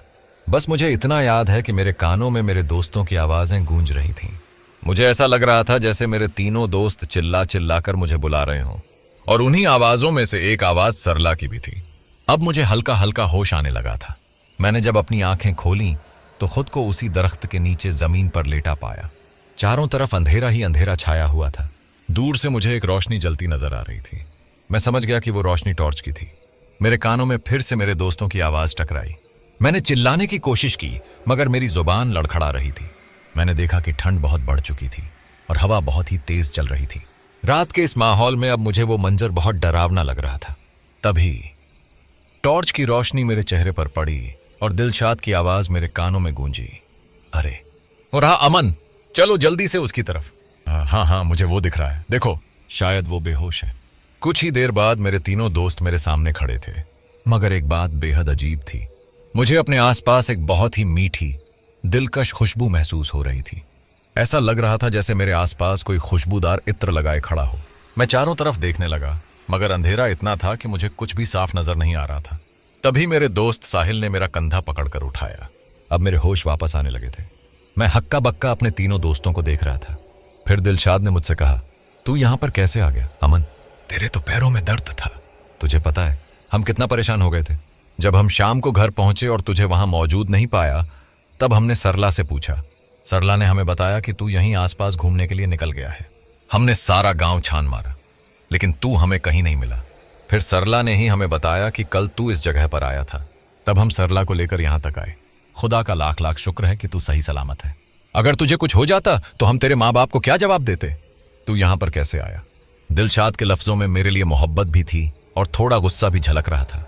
तभी सरला ने दिलशाद से कहा, पहले घर चलो बाबूजी, यहां आसपास कोई नहीं रहता। आप देख नहीं रहे चारों तरफ सन्नाटा है। मुझे लगता है कि पहले हम सबको घर चलना चाहिए। फिर मेरे दोस्तों ने कंधा देकर मुझे उठाया और मैं उनके साथ लड़खड़ाते हुए चलने लगा। जैसे तैसे मेरे तीनों दोस्त मुझे घर तक ले आए और कमरे में लिटा दिया। लेकिन वो खुशबू जो मैंने महसूस की थी, अब भी महसूस हो रही थी। ऐसा लग रहा था जैसे मेरे आसपास कोई मौजूद हो। मैं समझ नहीं पा रहा था, मगर कुछ ही देर बाद वो खुशबू आना बंद हो गई। तभी मैंने देखा कि मेरे कमरे में साहिल के अंकल आ गए। उन्होंने आते ही सबसे पहले मेरे सिर पर हाथ रखा और मुझसे खैरियत पूछी। कैसे हो बेटा? ठीक हूं अंकल। तुम वहां करने क्या गए थे? उस जगह पर कोई नहीं रहता बेटा। वहां दिन के उजाले में भी कोई नहीं जाता। वहां बहुत से जंगली जानवर हैं जो लोगों को घायल कर देते हैं और कईयों को मार भी चुके हैं। खुदा का शुक्र है कि तुम्हें किसी जंगली जानवर ने कोई नुकसान नहीं पहुंचाया। फिर उन्होंने सरला को गुस्से भरी नजरों से देखा और बोले, मैंने तुमसे मना किया था कि इन लोगों को गांव में ज्यादा घूमने मत देना, और तुमने वही किया जिसका मुझे डर था। यह लड़का वहां कैसे पहुंचा? सरला खामोशी से उनकी बात सुन रही थी। मुझे अंदाजा हो गया था कि सरला ने कल की घटना के बारे में अंकल और मेरे दोस्तों को कुछ नहीं बताया था। बस उसने इतना बताया था कि मैं उस जगह पर गया था। फिर सरला ने बहुत धीमी आवाज में कहा, मैंने बाबूजी को कल उस जगह पर जाने से मना किया था।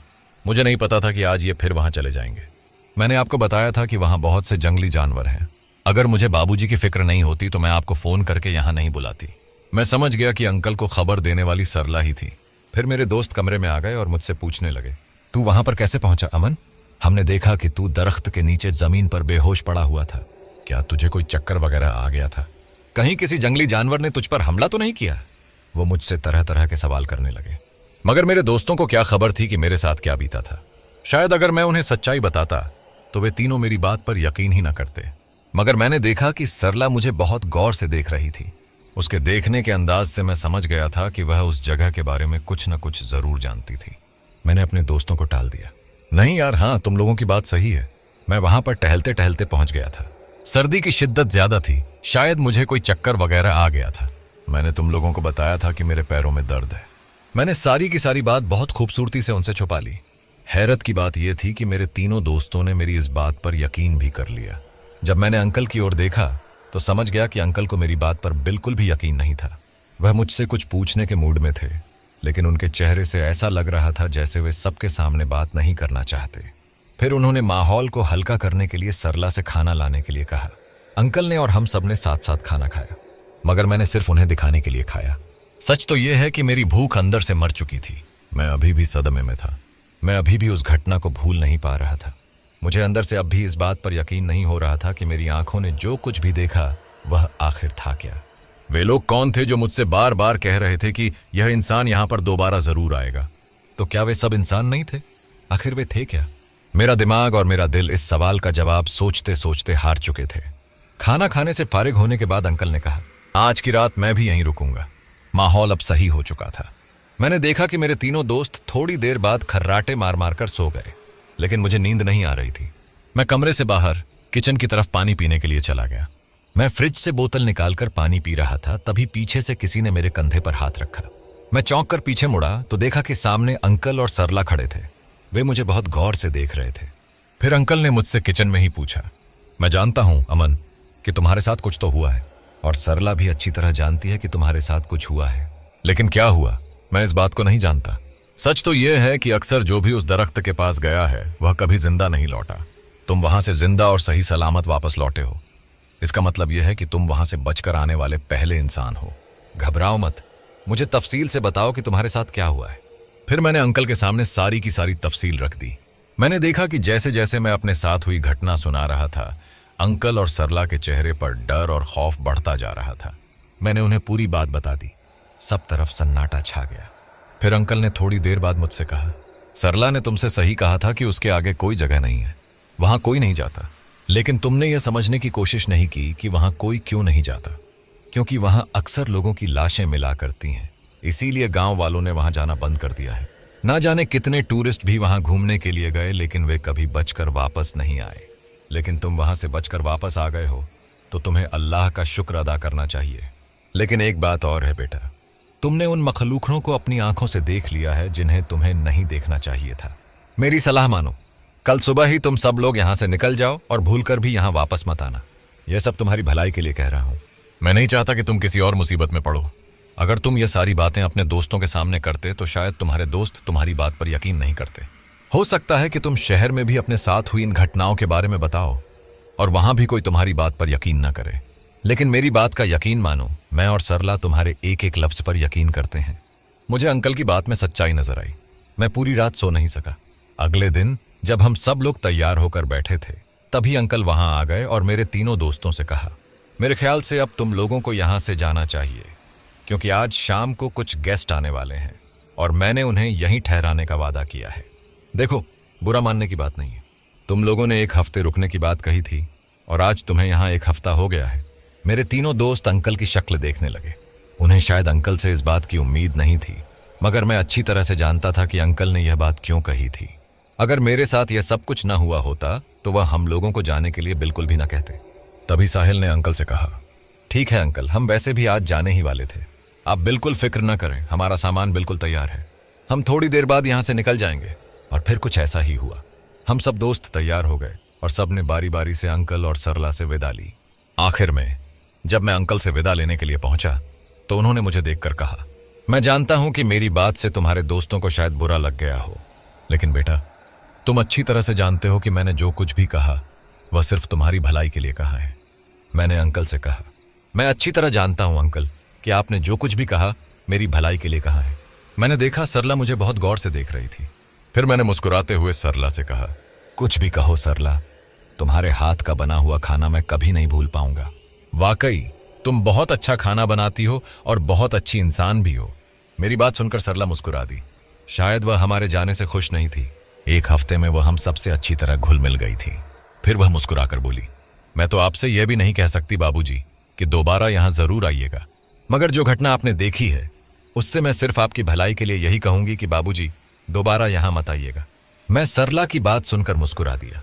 हम सब दोस्त अपनी कार में बैठ गए, लेकिन जैसे ही मैं कार के अंदर बैठा मुझे फिर वही महसूस हुआ। कार की पीछे वाली सीट जो खाली पड़ी थी वहां से फिर से वही खुशबू आ रही थी। मैं सोच में पड़ गया कि यह कैसी खुशबू है, जैसे कोई बहुत ही शानदार इत्र लगाकर मेरे आसपास मौजूद हो। मगर मैंने अपने दोस्तों को कुछ जाहिर नहीं होने दिया। हम लोग अपने शहर की तरफ चल दिए और मेरे दोनों दोस्त साहिल को छेड़ने लगे। तेरे अंकल ने तो हमें भगा दिया साहिल, तू तो कह रहा था कि तेरे अंकल बड़े मोहब्बत वाले हैं। हम तो वैसे भी आज चले जाते। साहिल उनकी बात का जवाब दे रहा था। हाँ यार, मेरी भी समझ में नहीं आ रहा। जहां तक मैं अंकल को जानता हूं वे ऐसे नहीं है। जरूर कोई ना कोई वजह होगी। लेकिन मेरे दोनों दोस्त साहिल की बात सुनने के मूड में नहीं थे। वे बातें करते करते साहिल को छेड़ रहे थे, मगर मैं अभी भी किसी और ही दुनिया में था। मैं अभी भी उसी घटना के बारे में सोच रहा था और ऊपर से यह बेहतरीन खुशबू मेरी सोच का पीछा नहीं छोड़ रही थी। रात तक हम लोग अपने घर वापस आ चुके थे, मगर मुझे रास्ते भर उस खुशबू का एहसास होता रहा। रास्ते भर उस खुशबू की महक मुझे महसूस होती रही। मुझे देखकर मेरे माँ बाप बहुत खुश हो गए। मेरी छोटी बहन भी बहुत खुश थी। वह मुझसे बार बार यही पूछ रही थी, आपको कैसा लगा भाईजान? वह मुझसे मनाली की खूबसूरती के बारे में पूछना चाह रही थी, मगर मेरा मन कहीं नहीं लग रहा था। मेरे घर वालों ने मेरे इस व्यवहार को मेरी थकावट समझकर नजरअंदाज कर दिया। मैं अपने कमरे में जाकर बेड पर लेट गया, मगर अजीब बात यह थी कि वो खुशबू मेरा कहीं भी पीछा नहीं छोड़ रही थी। वह अभी भी मुझे अपने आसपास ही महसूस हो रही थी। जब मैं इधर उधर देखता तो मुझे वहां कोई नजर नहीं आता, मगर मुझे यूं महसूस होता था जैसे कि खुशबू मेरे बहुत ही करीब से आ रही हो। नींद मेरी आंखों से कोसों दूर थी। मैं रात भर करवटें बदलता रहा। मेरा जहन उस घटना को भुला नहीं पा रहा था, और खास तौर पर वो दो आंखें जो मेरे दिल में उतर गई थी। करवटें बदलते बदलते कब सुबह हो गई मुझे पता ही नहीं चला। सुबह के वक्त मेरी बहन चाय लेकर मेरे कमरे में आ गई। उठ जाइए भाईजान, सुबह हो गई। मैं उठकर बैठ गया। मैं रात भर सोया नहीं था, जिससे मेरी आंखें लाल हो गई थीं। मेरी बहन ने जब मेरी आंखें देखीं तो वह मुझसे पूछ बैठी, क्या हुआ भाईजान, आपकी आंखें लाल हो रही हैं? आपकी तबीयत तो ठीक है ना? क्या आपको रात भर नींद नहीं आई? नहीं साइमा, ऐसी कोई बात नहीं, बस थकावट है, इसलिए मेरी आंखें लाल हो रही हैं। मेरी बहन का नाम साइमा था। मेरी बात सुनकर साइमा हंसने लगी।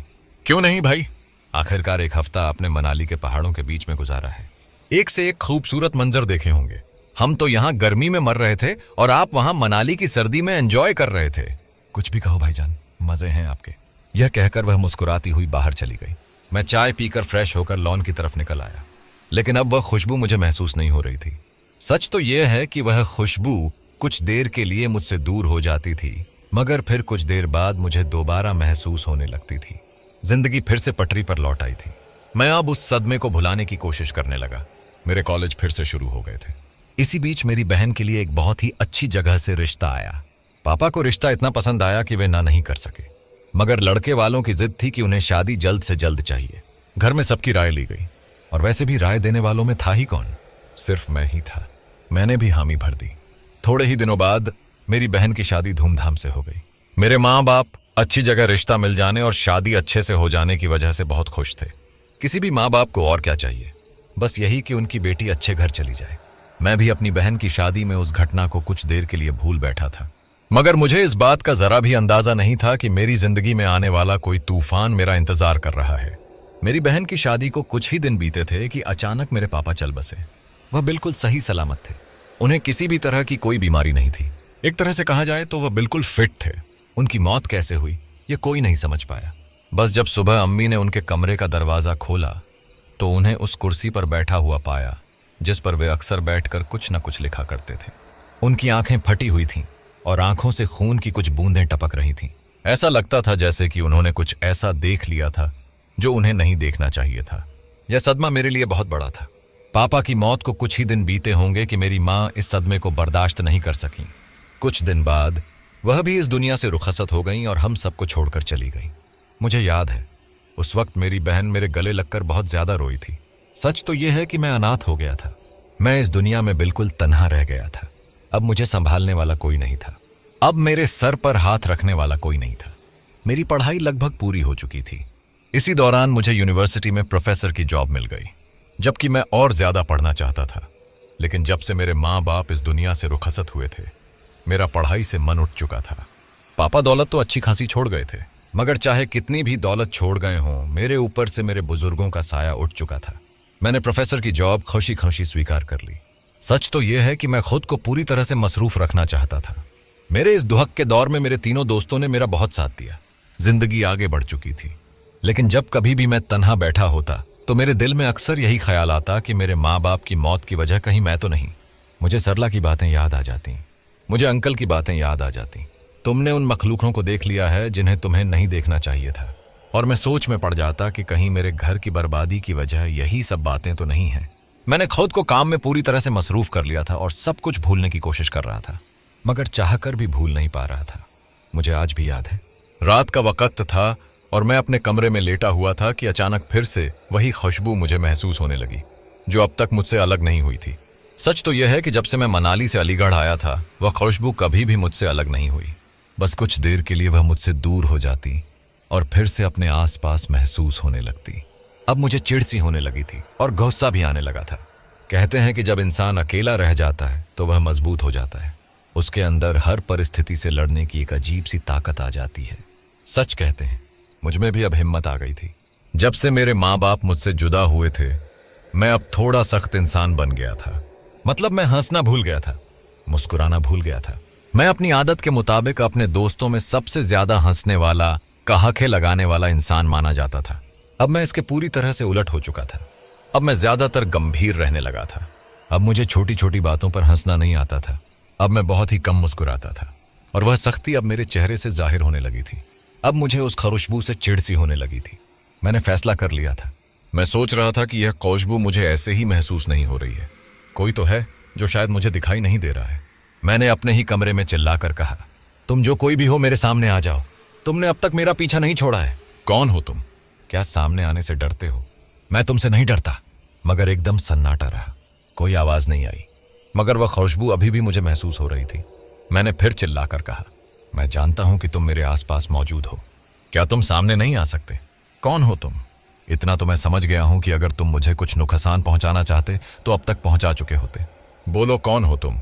मैं चीखते चीखते थक गया, मगर कोई आवाज नहीं आई। थक हार कर मैं बिस्तर पर लेट गया। नींद ने कब आगोश में ले लिया पता ही नहीं चला। दूसरे दिन जब मैं सोकर उठा तो मेरे सर में बहुत तेज दर्द था। यूनिवर्सिटी जाने की मेरी हिम्मत नहीं हो रही थी। बड़ी मुश्किल से उठकर मैंने यूनिवर्सिटी में फोन लगाया और उन्हें अपनी परेशानी के बारे में बताया। वे मान गए और मैं हाथ मुंह धोने के लिए चला गया। लेकिन जैसे ही मैं अपने कमरे के अंदर आया तो मैंने वह देखा जो अब तक मेरे साथ नहीं हुआ था। यह घटना मेरे साथ पहली बार हुई थी। मैंने देखा कि मेरे बेड के पास रखी टेबल पर चाय रखी हुई थी। ऐसा लग रहा था जैसे कि अभी अभी किसी ने गर्मा गर्म चाय बनाई हो। कप में से धुआं उठता साफ दिखाई दे रहा था और बगल में एक डिस्प्रिन की टेबलेट रखी हुई थी। मैं हक्का बक्का चारों तरफ देखने लगा, मगर मुझे वहां कोई नजर नहीं आया। मैं दौड़ते हुए किचन में गया तो मैंने देखा कि चाय बनाने का बर्तन बिल्कुल साफ रखा था और उसमें पानी की कुछ बूंदें अभी भी मौजूद थीं, जैसे कि अभी अभी किसी ने धोकर रखा हो। मैं कुछ देर तक वहीं खड़ा रहा। फिर मैं अपने कमरे में वापस आया और फिर दोबारा एक हैरतअंगेज घटना मेरे साथ हुई। कुछ देर पहले तक जो गर्मा गर्म चाय और डिस्प्रिन की टेबलेट रखी हुई थी अब वह गायब थी। मेरा कमरा पूरी तरह से साफ सुथरा था। मेरे बिस्तर की चादर, जिस पर मेरे सोने की वजह से सिलवटें आ गई थीं, अब वह बिल्कुल करीने से बिछी हुई थी। हर सामान अपनी जगह पर पूरी तरह से ठीक ठाक रखा हुआ था। मैं चारों ओर देखने लगा, मगर मुझे वहां कोई नहीं दिखाई दिया। तभी वह महक फिर से मुझे महसूस होने लगी। मुझे गुस्सा आने लगा। मैंने अपने ही कमरे में चीख कर कहा, तुम जो कोई भी हो, क्या मुझे डराना चाहते हो? तुम सोच रहे होगे कि तुम्हारी इन हरकतों से मैं भाग जाऊंगा। मेरे सिर का दर्द बढ़ने लगा था। फिर मैंने फिर से चिल्लाकर कहा, शायद तुमने चाय में जहर मिलाया है, लेकिन मैं जानता हूं कि जिंदगी और मौत देने वाला मेरा परवरदिगार है। उस वक्त मुझे बहुत गुस्सा आ रहा था। एक अजीब सी कैफियत थी। उस वक्त गुस्से की हालत में मैंने जो किया शायद कोई सामान्य इंसान नहीं कर सकता था। मैंने चाय का कप उठा लिया और गुस्से में चाय पीने लगा। पता नहीं उस वक्त मुझे क्या हो गया था। चाय खत्म करने के बाद मैंने डिस्प्रिन की टेबलेट खा ली और फिर चीख कर कहा, लो, मैंने तुम्हारी बनाई हुई चाय भी पी ली और तुम्हारी दी हुई डिस्प्रिन भी खा ली। खुदा के वास्ते अब तो सामने आ जाओ। मगर कमरे में पहले की तरह फिर से सन्नाटा छाया रहा। मैं गुस्से की हालत में इधर उधर देखने लगा। सिर में दर्द अभी भी हो रहा था। थक हार कर मैंने आंखें बंद कर ली और लेट गया। अचानक थोड़ी ही देर बाद मुझे ऐसा महसूस हुआ जैसे कि कोई नरम नरम हाथ मेरा सिर दबा रहे हों। मैं चौंक कर उठ बैठा, मगर जैसे ही मैं चौंक कर उठा और बैठा, मैंने देखा कि वहां कोई नहीं था। मैं चारों तरफ पागलों की तरह इधर उधर देखने लगा, लेकिन मुझे तन्हाई के अलावा कुछ भी नहीं मिला। मुझे अच्छी तरह याद था कि कोई मेरा सिर दबा रहा था। वह जो भी था उसके हाथ बहुत नरम थे। इतना तो मुझे अंदाजा हो गया था कि वे हाथ किसी मर्द के नहीं हो सकते थे। यकीनन वे किसी लड़की के हाथ थे, मगर कौन? मेरे अलावा तो यहां कोई मौजूद ही नहीं था। फिर मैंने पागलों की तरह जोर जोर से चिल्लाना शुरू कर दिया, मैं इतना तो जानता हूं कि तुम मेरे आसपास ही हो, क्योंकि वह खुशबू मुझे अभी भी महसूस हो रही थी। फिर मैंने दोबारा तेज आवाज में कहा, अपना नाम बताओ। इतना तो मैं समझ गया हूं कि तुम कोई लड़की ही हो। कौन हो तुम और मुझे क्यों परेशान कर रही हो? मगर फिर कोई जवाब न पाकर मैं बिस्तर पर लेट गया। थोड़ी ही देर के बाद मैंने महसूस किया कि अब वह खुशबू मुझे नहीं आ रही थी। इतना तो मैं समझ गया था कि जब वह खुशबू मुझे अपने आसपास महसूस होती है तो उस वक्त कोई ना कोई मेरे आसपास मौजूद रहता है, और जब वह खुशबू महसूस नहीं होती तो इसका मतलब होता है कि जो भी मेरे आसपास मौजूद रहता था वह अब जा चुका है। फिर मैंने पूरी रात जागने का फैसला किया, मगर कहते हैं ना कि नींद तो कांटों में भी आ जाती है। मुझे पता ही नहीं चला कि कब मैं नींद की आगोश में चला गया। सुबह जब मेरी आंख खुली तो फिर से मेरे साथ एक नई घटना हुई। मैंने देखा कि मेरे बगल में रखी टेबल पर गरम गरम चाय और सुबह का अखबार रखा हुआ था। मैं चारों तरफ देखने लगा, मगर मुझे वहां कोई नहीं दिखाई दिया। फिर वह खुशबू मुझे फिर से महसूस होने लगी। मैंने तेज आवाज में कहा, तुम जो कोई भी हो, अब मैं तुम्हारी चाय नहीं पीने वाला। यह कहकर मैं तैयार हुआ और यूनिवर्सिटी के लिए निकल पड़ा। मगर जैसे ही मैं कार के अंदर बैठा, वह खुशबू फिर से मुझे महसूस होने लगी। अब मेरे दिल से डर और गुस्सा थोड़ा थोड़ा कम होता जा रहा था। अब यह मामला मेरे लिए दिलचस्प बनता जा रहा था। मैंने गाड़ी चलाते हुए ही एक तरह से अकेले ही बातें करनी शुरू कर दी, जैसे कि कोई मुझे सुन रहा हो। तुम जो कोई भी हो, इतना तो मैं समझ गया हूं कि तुम यकीनन कोई लड़की हो, क्योंकि कल रात तुम ही तो मेरा सिर दबा रही थी ना। मगर कोई जवाब नहीं आया। मैंने दोबारा कहा, जब तुम मेरे आसपास ही रहती हो तो फिर मुझे जवाब क्यों नहीं देती? मगर फिर खामोशी छा गई।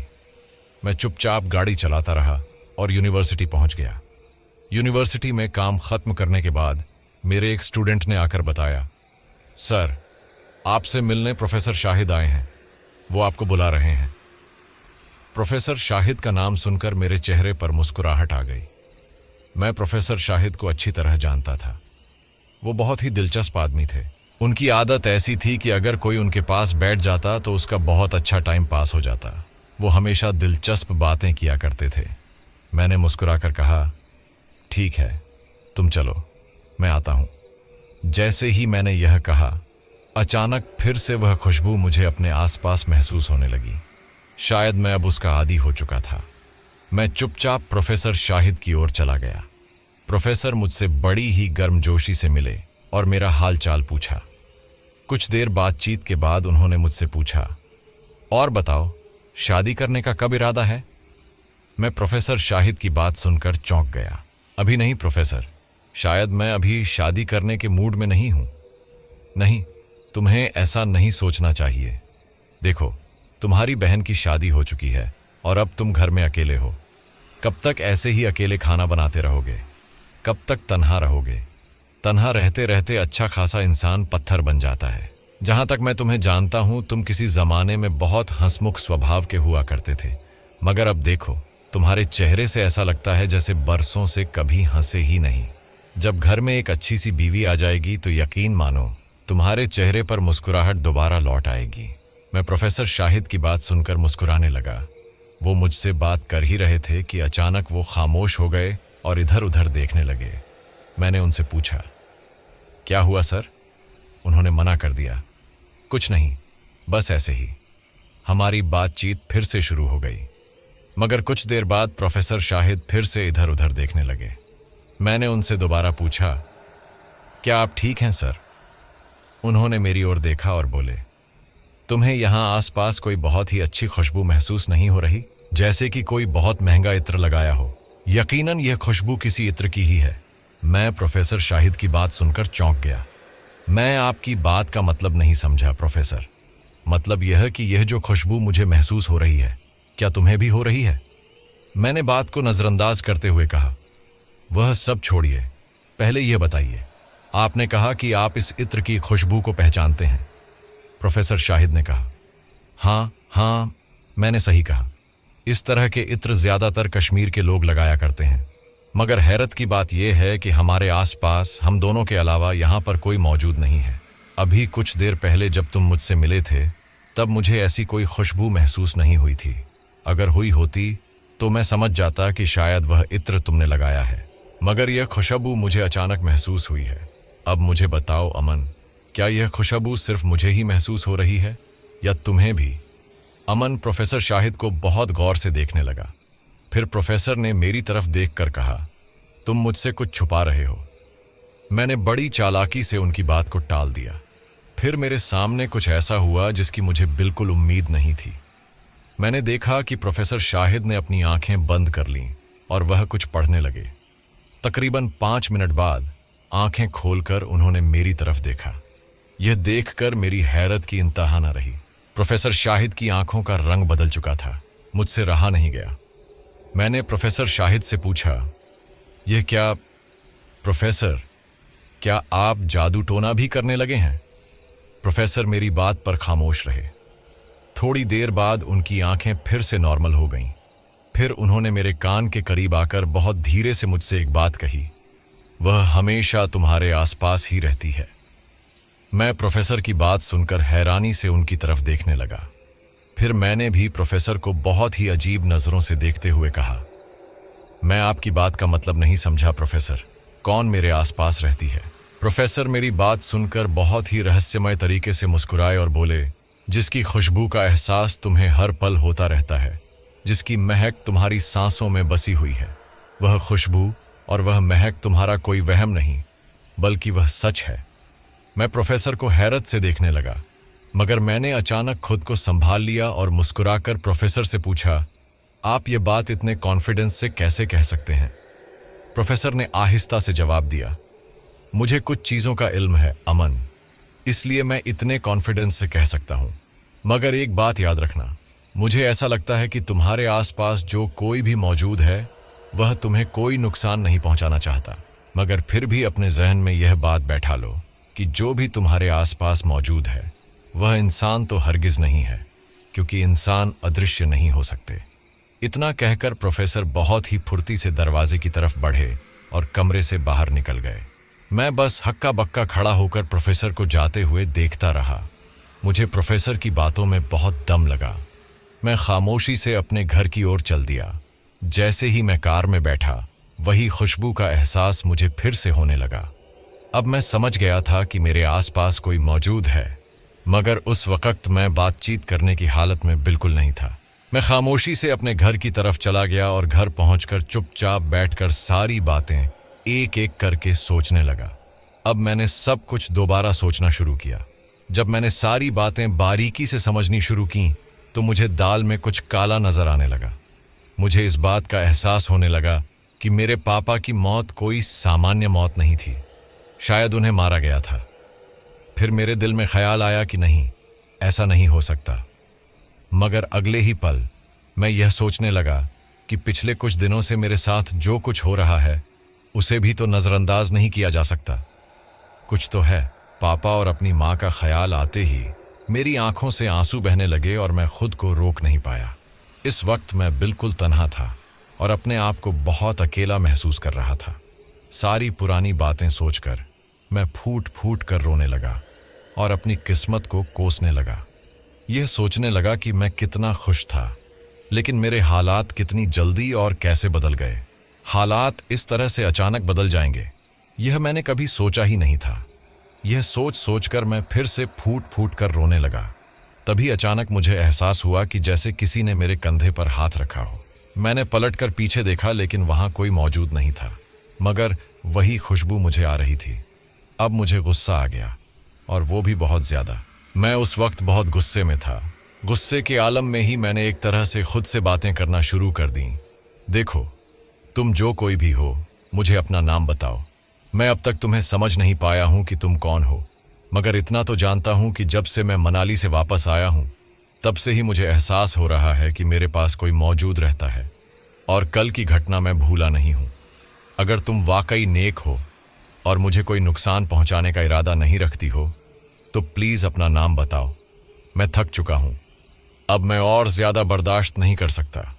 फिर मैंने चीखते हुए कहा, सच तो यह है कि मेरा दिमाग अब फटने लगा है। मैं पागल होता जा रहा हूं।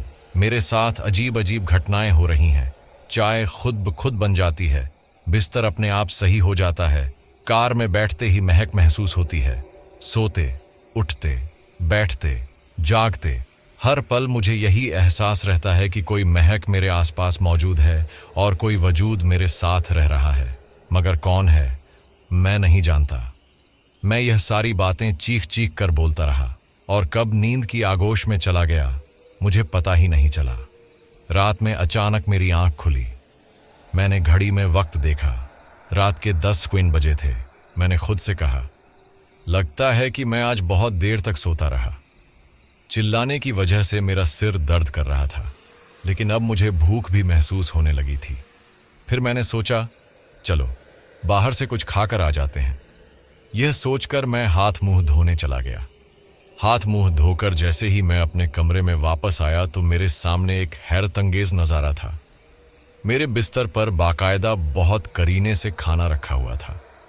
खाने में वही सब कुछ था जो मुझे बहुत पसंद था, और उसमें से बहुत अच्छी खुशबू आ रही थी। यह देखकर मैं हक्का बक्का रह गया। फिर मैं पागलों की तरह अपने पूरे घर को तलाशने लगा कि शायद मुझे कोई मिल जाए, मगर वहां पर किसी भी चीज का नामो निशान नहीं था। मैं फिर वापस अपने कमरे की तरफ आ गया और खाने को देखने लगा। भूख तो लग रही थी, मगर मैं यह सोचने पर मजबूर हो गया कि आखिर यह खाना किसने बनाया। फिर मैंने चिल्लाकर कहा, देखो अब बहुत हो गया, इससे ज्यादा मैं बर्दाश्त नहीं कर सकता। जिसने भी यह खाना बनाया है, जब तक वह मेरी बात का जवाब नहीं देगा, तब तक मैं इस खाने को हाथ नहीं लगाऊंगा। काफी देर तक बोलने के बाद भी कोई आवाज नहीं आई। अब मुझे बहुत तेज गुस्सा आने लगा था। मैं गुस्से में खाने की तरफ बढ़ा और चीखते हुए बोला, ठीक है, लगता है तुम गूंगी हो। डरना तो मुझे चाहिए तुमसे। लेकिन लगता है कि मुझसे कहीं ज्यादा डर तुम्हें लग रहा है। मैं इस खाने को ही बाहर फेंक दूंगा। नहीं खाना, मुझे तुम्हारे हाथों का बनाया हुआ खाना। मैं खाना फेंकने ही वाला था, तभी मेरे कानों में एक बहुत सुरीली आवाज टकराई। रुक जाइए, खाना जमीन पर मत फेंकिए, खाने की बेइज्जती होती है, खुदा नाराज होता है। जैसे ही यह अल्फाज मेरे कानों में पड़े, मैं पीछे देखने लगा, क्योंकि आवाज ठीक मेरे पीछे से आई थी, जैसे कोई मेरे पीछे खड़ा होकर मुझसे कह रहा हो। वह आवाज किसी लड़की की थी, मगर मुझे सिर्फ उसकी आवाज सुनाई दी थी, उसका वजूद नहीं। मैं हैरान और परेशान खड़ा था। यह पहला मौका था जब उसने मुझसे बात की थी। फिर मैंने न दिखने वाली लड़की से कहा, कौन हो तुम, क्या नाम है तुम्हारा? कुछ पल सन्नाटा छाया रहा, फिर मुझे झुंझलाहट होने लगी। मैंने दोबारा गुस्से में पूछा, मैं तुमसे पूछ रहा हूं तुम्हारा नाम क्या है? आखिर तुम कौन हो? देखो, तुमने अपनी मौजूदगी का एहसास जब करा ही दिया है, तो अब तो तुम मुझसे बात कर सकती हो। फिर मेरे कानों में वही सुरीली आवाज गूंजी, ठीक है, मैं आपको सब कुछ बता दूंगी, लेकिन पहले आप खाना खा लें। आप इस वक्त गुस्से में हैं। कहते हैं कि खाली पेट इंसान को बहुत ज्यादा गुस्सा आता है। मैं उसकी बात पर चौंक पड़ा। तो इसका मतलब तुम इंसान नहीं हो? पहले आप खाना खा लें, मैं आपको सब कुछ बता दूंगी।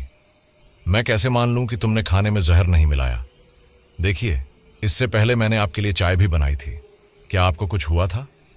आप पहले खाना खा लें, मैं आपको सारी बातें समझा दूंगी। अभी आप सख्त गुस्से में हैं। मैंने इसमें कुछ भी नहीं मिलाया। मैं नहीं खाता, मैं नहीं मानता इस बात को। तुमने जरूर इस खाने में कुछ मिलाया होगा। अगर मैं ये खाना खा लूंगा तो शायद इस दुनिया से मैं यह अल्फाज कहने ही वाला था, तभी वह सुरीली आवाज मेरे कानों में फिर गूंजी, खुदा के वास्ते ऐसा मत कहिए, आप खाना खा लें, मैं आपको सब बता दूंगी। देखिए, अब तक मैं कुछ नहीं बोलती थी, खामोश रहती थी। जब मुझे यकीन हो गया कि अब आप इससे ज्यादा बर्दाश्त नहीं कर पाएंगे, तो बहुत मजबूरी में मैंने अपनी चुप्पी तोड़ी है, सिर्फ आपके लिए। चलो, मुझे कम से कम इस बात का यकीन तो हो गया कि तुम बोल भी सकती हो, गूंगी नहीं हो। मेरी इस बात पर वहां से कोई आवाज नहीं आई। मैं खामोशी से खाना खाने के लिए बैठ गया। जैसे ही मैंने खाने का एक लुकमा खाया, खाना इतना लजीज बना था कि एक पल के लिए मैं सब कुछ भूल गया। मैं यह भी भूल गया कि जिसने मेरे लिए खाना बनाया है, मैं उसे जानता तक नहीं। वह मेरे लिए सिर्फ एक अदृश्य लड़की थी। लेकिन सच तो यह था कि पिछले कुछ दिनों से मेरे साथ जो कुछ भी बीता था, जो हालात बने थे, उन्होंने मुझे बहुत मजबूत बना दिया था। खाना खत्म करने के बाद मैं हाथ धोने के लिए बाहर चला गया। हाथ धोकर जब मैं अपने कमरे में वापस आया तो वहां बर्तन मौजूद नहीं थे और किचन से बर्तनों की खटर पटर की आवाजें आ रही थीं। मैं दौड़ता हुआ किचन की तरफ गया और देखा, बर्तन खुद ब खुद धुल रहे थे, जैसे कोई उन्हें धो रहा हो, मगर धोने वाला दिखाई नहीं दे रहा था।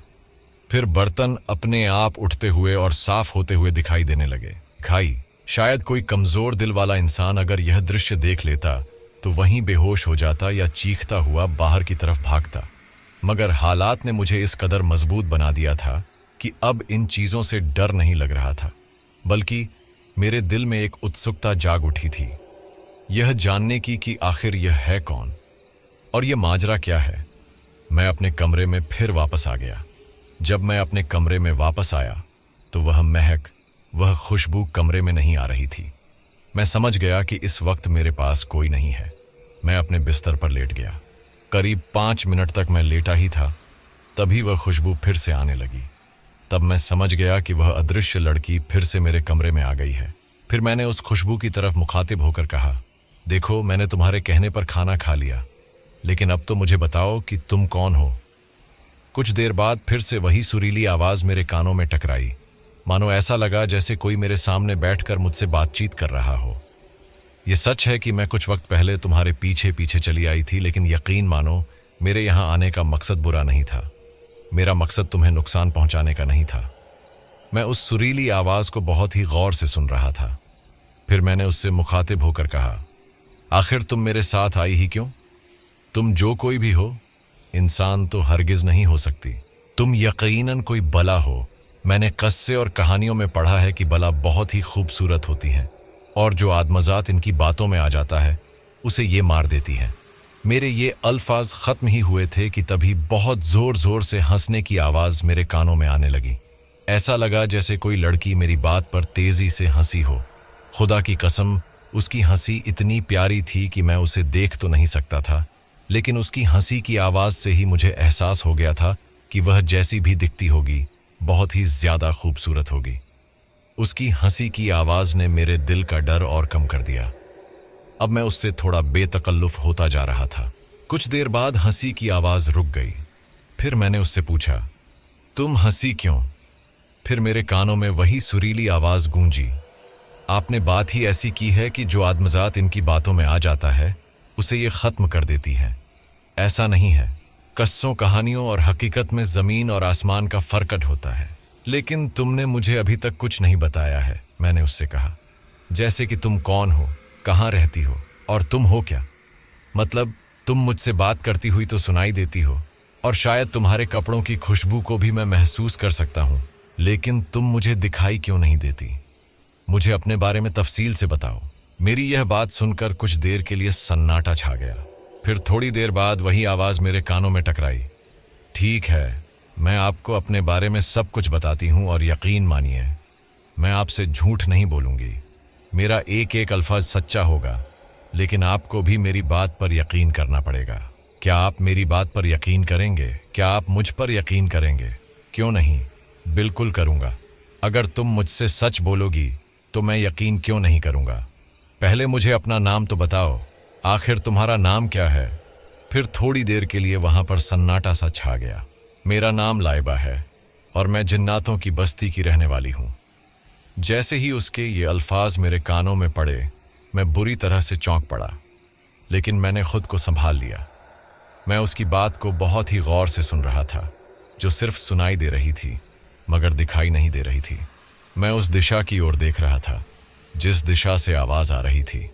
फिर मैंने उससे कहा, ठीक है, आगे बोलो।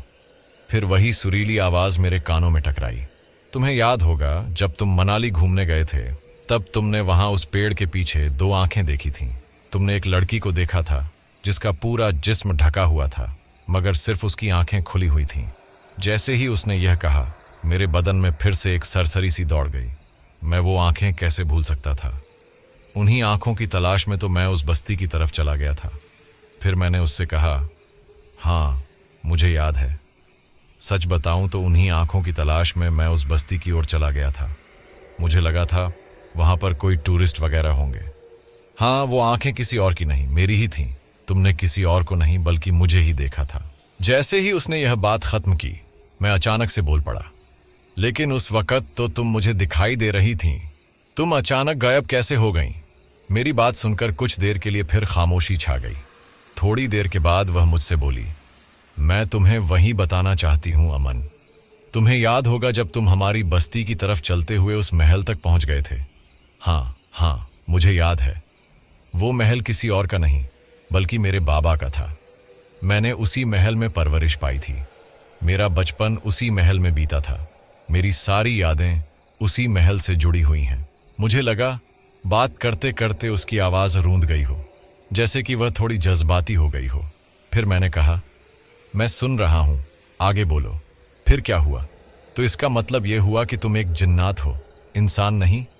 फिर वह सुरीली आवाज मेरे कानों में टकराई, नहीं, मैं कोई जिन्नात नहीं बल्कि इंसान ही हूं। ऐसे कैसे हो सकता है कि तुम इंसान हो और दिखाई नहीं देती? यह किसी भी हाल में मुमकिन नहीं है लाइबा। मैंने तुमसे कहा था कि मैं जो भी कहूं तुम्हें मेरी हर बात पर यकीन करना होगा, तो मेरी बात पूरी तफसील से सुनो। मैं कोई जिन्नात नहीं बल्कि एक इंसान ही हूं, और सच बताऊं तो यह हकीकत खुद मुझे भी नहीं मालूम थी कि मैं इंसान हूं। मैं एक इंसान हूं। इस बात का पता मुझे कुछ साल पहले ही लगा, बल्कि अगर सही कहूं तो मुझे इस बात का पता जवानी में आने के बाद चला। इससे पहले मैं सारी जिंदगी खुद को एक जिन्नात ही समझती रही। मैं तुम्हारी बात का मतलब नहीं समझा लाइबा। तुम आखिर कहना क्या चाहती हो? तुमने कहा कि तुम जिन्नातों की बस्ती की रहने वाली हो, और अब मुझसे कह रही हो कि तुम एक इंसान हो, और तुम्हें खुद नहीं पता था कि तुम इंसान हो। यह कैसे मुमकिन हो सकता है? सच तो यह है कि मुझे तुम्हारी एक भी बात समझ नहीं आ रही, सिवाय तुम्हारे नाम के, जो तुमने बताया कि तुम्हारा नाम लाइबा है। फिर मैंने उससे पूछा, अच्छा ये बताओ कि तुम्हारे उस महल में वह शैतान कौन था? शैतान? कैसा शैतान? अरे वही जिसने मुझे उठाकर पटक दिया था। मैं उसकी चोट आज तक नहीं भूला। उसकी दी हुई चोट का दर्द आज भी मुझे होता है। वह कोई शैतान नहीं था, बल्कि एक जिन्नात था, हमारी ही कौम का, जो हमारी कौम का सरदार बनना चाहता था, मगर वह हद से ज्यादा जालिम था और बहुत ही गुस्से वाला था। इंसानों को वह बिल्कुल भी पसंद नहीं करता था। बाबा तो उसे बिल्कुल भी पसंद नहीं करते थे। फिर मैंने उसे बोलते हुए टोक दिया, बाबा? कौन बाबा? वो कौन थे? वही जिन्होंने तुमसे कहा था इस नौजवान को जाने दो, जिनकी वजह से आज तुम जिंदा यहां बैठे हुए हो, वरना यकीन मानो तुम किसी भी हाल में जिंदा वापस नहीं जा सकते थे। लेकिन तुमने तो कहा था कि तुम एक इंसान हो, तुम बोलते बहुत हो और सुनते कम। पहले मेरी पूरी तफसील से बात सुनोगे, तभी तुम्हारी समझ में आएगा ना। ठीक है, ठीक है, अब मैं बीच में नहीं बोलूंगा। बताओ। मैं तुम्हें बताती हूं। मैं एक इंसान ही हूं। बहुत पुरानी बात है। इंसानों की बस्ती में से ही एक जिन्नात एक इंसानी औरत पर आशिक हो गया था और उसे उठाकर अपनी दुनिया में ले गया। मगर जब वह उस वक्त जिन्नातों की दुनिया में पहुंची तो वह हामिला थी, यानी पेट से थी। मेरे बाबा उसकी इस हरकत पर सख्त नाराज हुए। उन्होंने उसी वक्त उस जिन्नात को कत्ल करवा दिया। वह इस चीज के सख्त खिलाफ थे कि इंसानों को किसी भी तरह की तकलीफ पहुंचाई जाए। और उसी वक्त मेरी पैदाइश हुई और मेरी माँ दुनिया छोड़कर चली गई। उसके बाद मेरी परवरिश बाबा ने ही की। मेरी परवरिश जिन्नातों के बीच में ही हुई। लेकिन जैसे जैसे मैं बड़ी होती गई, मुझे एहसास होने लगा कि कुछ तो मेरे साथ गलत है। मैं तुम्हारी बात का मतलब नहीं समझा। वह कैसे? वह ऐसे कि जिन्नातों के खेल भी बड़े अजीब गरीब हुआ करते थे। जैसे कि जब उनके बच्चे खेलते थे तो किसी का बच्चा कुत्ता बन जाता था, किसी का बच्चा बिल्ली, तो किसी का चूहा। वे हर तरह के अलग अलग जानवरों की शक्ल में बदलकर खेलते रहते थे, मगर मैं चाहकर भी उनकी तरह शक्ल तब्दील नहीं कर पाती थी। जब भी ऐसा होता तो झगड़ा करके अपने बाबा के पास लौट आती और हमेशा यही शिकायत करती थी कि मैं उनकी तरह क्यों नहीं बन पाती हूं। मेरे बाबा मुझसे हमेशा यही कहते थे, तुम उनसे ज्यादा खास हो। शक्ल बदलना कोई बहुत बड़ी कारीगरी की बात नहीं है। जैसे जैसे वक्त बीतता गया, वह मुझे किसी भी तरह समझा देते थे और मैं नादान थी, उनकी बात मान लेती थी। लेकिन जब मैं जवान होने लगी तो मेरी समझ में धीरे धीरे आने लगा कि मैं इन सब से अलग हूं। मुझ में इनकी तरह एक भी खासियत नहीं है। अब जब मैं अपने आसपास नजर दौड़ाती थी तो देखती थी कि जब भी किसी जिन्न बच्चे की पैदाइश होती थी तो वह कुछ ही सालों में जवान हो जाता था, मगर मुझे जवान होने में अच्छा खासा वक्त लग गया था। फिर मैंने अपने बाबा से बहुत पूछा। अब मुझसे रहा नहीं गया तो मैंने अपने बाबा से झगड़ना शुरू कर दिया कि बताओ मैं कौन हूं। सच्चाई का एक ना एक दिन तो खुलासा होना ही था। फिर मेरे बाबा ने मुझे सारी बात बता दी। दरअसल तुम जिन्नातों से नहीं, इंसानों से ताल्लुक रखती हो। जब मैंने तुम्हें पहली बार देखा था तो मुझे तुमसे एक बेटी की तरह मोहब्बत हो गई थी। तब मैंने फैसला कर लिया था कि तुम्हारी परवरिश मैं ही करूंगा। मगर इसी बीच जिन्नातों के ही एक जालिम की नजर मुझ पर पड़ गई और वह मुझ पर आशिक हो गया। वह वही था जिसने तुम पर हमला किया था। वह मुझसे शादी करना चाहता था, मगर मेरे बाबा अच्छी तरह जानते थे कि वह बिल्कुल भी अच्छा नहीं है। मेरे बाबा का खौफ इतना था कि कोई उनके सामने बोल भी नहीं पाता था। जब मैंने तुम्हें पहली बार देखा तो मुझे एक अजीब सा एहसास हुआ। शायद मैंने अपनी जिंदगी में पहली बार किसी अपने जैसे को देखा था। लेकिन लाइबा, तुम अदृश्य कैसे हो गई? तुम गायब कैसे हो गई? तुम्हें याद होगा जब तुम उस महल में थे और मेरे बाबा तुमसे कह रहे थे कि चले जाओ। तुम्हारे वहां से भागने के बाद उस जिन्नात से मेरे बाबा की जबरदस्त लड़ाई हुई और उस लड़ाई में मेरे बाबा हार गए। उसने मेरे बाबा को कत्ल कर दिया। लेकिन मेरे बाबा ने जाते जाते अपनी ताकत के बल पर, जो उनके पास शक्तियां थीं, उन्होंने मुझे तुमसे जोड़ दिया और मुझे अदृश्य कर दिया। अब मेरी आवाज सिर्फ तुम सुन सकते हो और कोई नहीं। जब तक मैं तुम्हारे साथ और तुम मेरे साथ हूं, मैं महफूज रहूंगी। उन्होंने ऐसा बंदोबस्त कर दिया है। लेकिन वह जिन्नात तुम्हें ढूंढता हुआ तुम्हारे घर तक आ गया। उसी ने तुम्हारे पिता को कत्ल किया है। जैसे ही उसने ये अल्फाज कहे मैं एकदम चौंक पड़ा। मेरी आंखों के सामने मेरे पापा की तस्वीर घूमने लगी। अब मेरे दिल में उस जिन्न के लिए और ज्यादा नफरत पैदा हो गई थी और लाइबा के लिए उससे कहीं ज्यादा हमदर्दी। मुझे एक बात से बहुत तसल्ली मिली थी कि लाइबा कोई और मखलूक नहीं बल्कि एक इंसान है। और मैं पीछे पीछे तुम्हारे घर तक चली आई। वैसे भी अब मेरा वहां रह कौन गया था। मेरे बाबा के मरने के बाद वह जिन्नात मुझसे जबरदस्ती शादी कर लेता और मुझे जिंदगी भर उसका गुलाम बनकर रहना पड़ता। लेकिन जब मैंने तुम्हें पहली बार देखा तो मुझे बहुत अच्छा महसूस हुआ। ऐसा लगा जैसे किसी अपने से मिल रही हूं। यहां आने के बाद मुझे समझ में आया कि मेरी असली दुनिया यही है। मैंने अपनी जिंदगी, अपना बचपन और अपनी जवानी किसी और ही दुनिया में, किसी और ही लोगों के बीच बिता दी थी। अच्छा, एक बात बताओ लाइबा, तुम्हें यह खाना बनाना कैसे आया? क्या वहां भी खाना बनाया जाता है? मेरी बात सुनकर मुझे हंसी की आवाज सुनाई दी। हाँ, क्यों नहीं। बहुत से जिन्नात होते हैं जो इंसानों की बस्तियों में उनके साथ रहते हैं, उनके तौर तरीके सीखते हैं और उनकी तरह खाना भी खाना पसंद करते हैं। उन्हीं में से कुछ मेरे जान पहचान वाले भी थे जिन्होंने मुझे इंसानों जैसा खाना बनाना सिखाया। मैं अक्सर अपने बाबा से कहती थी, अपनी सच्चाई पता लगने के बाद, कि मैं भी इंसानों की बस्ती में जाना चाहती हूँ, मगर मेरे बाबा मुझे हमेशा रोक देते थे, यही कहकर कि अगर तू एक बार वहां गई तो हमें पता है कि तू फिर यहां कभी वापस नहीं आएगी, तू हमें भूल जाएगी। फिर मैंने उससे कहा, अच्छा एक बात बताओ, क्या तुम जिंदगी भर ऐसे ही रहोगी? क्या तुम मुझे कभी दिखाई नहीं दोगी? नहीं, मेरे बाबा ने उसका भी बंदोबस्त किया है। वह कैसे? वह ऐसे कि जब वह जिन्नात मारा जाएगा मैं सबको नजर आने लगूंगी। बाबा ने जो मेरे ऊपर शक्तियां इस्तेमाल की हैं वे शक्तियां खत्म हो जाएंगी। लेकिन वह मारा कैसे जाएगा? उसे तुम ही मारोगे। उसकी बात सुनकर मैं एक बार फिर चौंक पड़ा। फिर मैंने तेज आवाज में कहा, लाइबा, मैं एक इंसान हूं और वह जिन्नात है, मैं उसका मुकाबला कैसे कर सकता हूं? बाबा अक्सर कहा करते थे कि जिन्नात चाहे कितने भी ताकतवर क्यों ना हो, मगर इंसान से ज्यादा नहीं हो सकते। इंसान सबसे ताकतवर मखलूकान है। और फिर मैं नहीं जानती, बस इतना जानती हूं कि मेरे बाबा ने तुम्हारे अंदर कुछ तो ऐसा देखा होगा जिससे उन्हें इतना यकीन था कि तुम उस जिन्नात का खात्मा कर दोगे। वह एक ना एक दिन हमें ढूंढता हुआ मुंह तक जरूर पहुंचेगा। वह अपनी पूरी ताकत से हमें पाने की कोशिश में लगा हुआ है, क्योंकि जिन्नात जब कभी भी किसी को पसंद कर लेते हैं या किसी चीज को पाने का इरादा कर लेते हैं तो वे उसका सारी जिंदगी पीछा नहीं छोड़ते। इंसानों की उम्र मुश्किल से 80 या 100 साल तक होती है, मगर जिन्नातों की उम्र 1000 साल, 2000 साल, यहां तक कि 3000 साल तक हो सकती है। मुझे लाइबा की बात पर यकीन आ गया था। उसका एक एक अल्फाज मुझे सच्चा लग रहा था। बातें करते करते सुबह कब हो गई पता ही नहीं चला। फिर ये हमारा रोज का मामूल बन गया, हमारी दिनचर्या बन गई। अब मुझे अच्छा महसूस होने लगा था। जब मैं यूनिवर्सिटी से वापस आता तो मुझे खाना बना बनाया तैयार मिलता।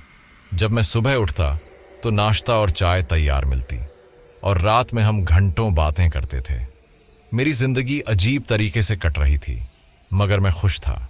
मैं एक ऐसी लड़की के साथ रह रहा था जो सिर्फ सुनाई देती थी, मगर जिसे मैं अपनी आंखों से देख नहीं सकता था।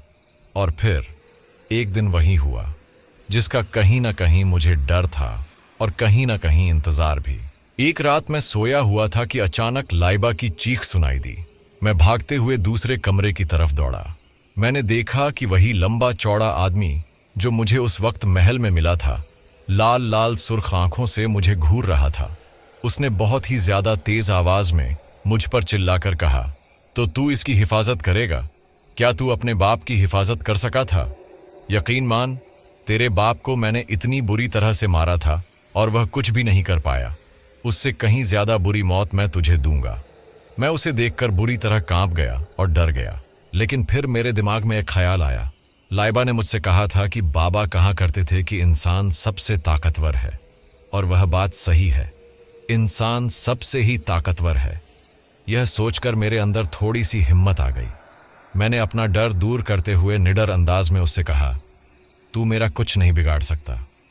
तू मेरा क्या कर लेगा? मेरी यह बात सुनकर वह और ज्यादा गुस्से में आ गया। मैं तेरे टुकड़े टुकड़े कर दूंगा। और इस लड़की को यहां से ले जाऊंगा। ये लड़की जिंदगी भर मेरे पास रहेगी। मैंने बहुत ही पुख्ता अंदाज में उससे कहा, नामुमकिन, तू उसे यहां से नहीं ले जा सकता, यहां से। और तभी मेरे दिल में एक ख्याल आया। जैसे ही वह ख्याल आया, मैं फुर्ती से अपने कमरे की तरफ दौड़ा और वहां से कुरान शरीफ निकालकर अपने साथ ले आया। मैंने कुरान शरीफ को कसकर पकड़ लिया और मैंने जिन्नात से चिल्लाकर कहा, जा, मैं तुझसे नहीं डरता, तुझे जो करना है कर ले। मैंने देखा कि मेरी इस बात से वह और ज्यादा गुस्से में आ गया।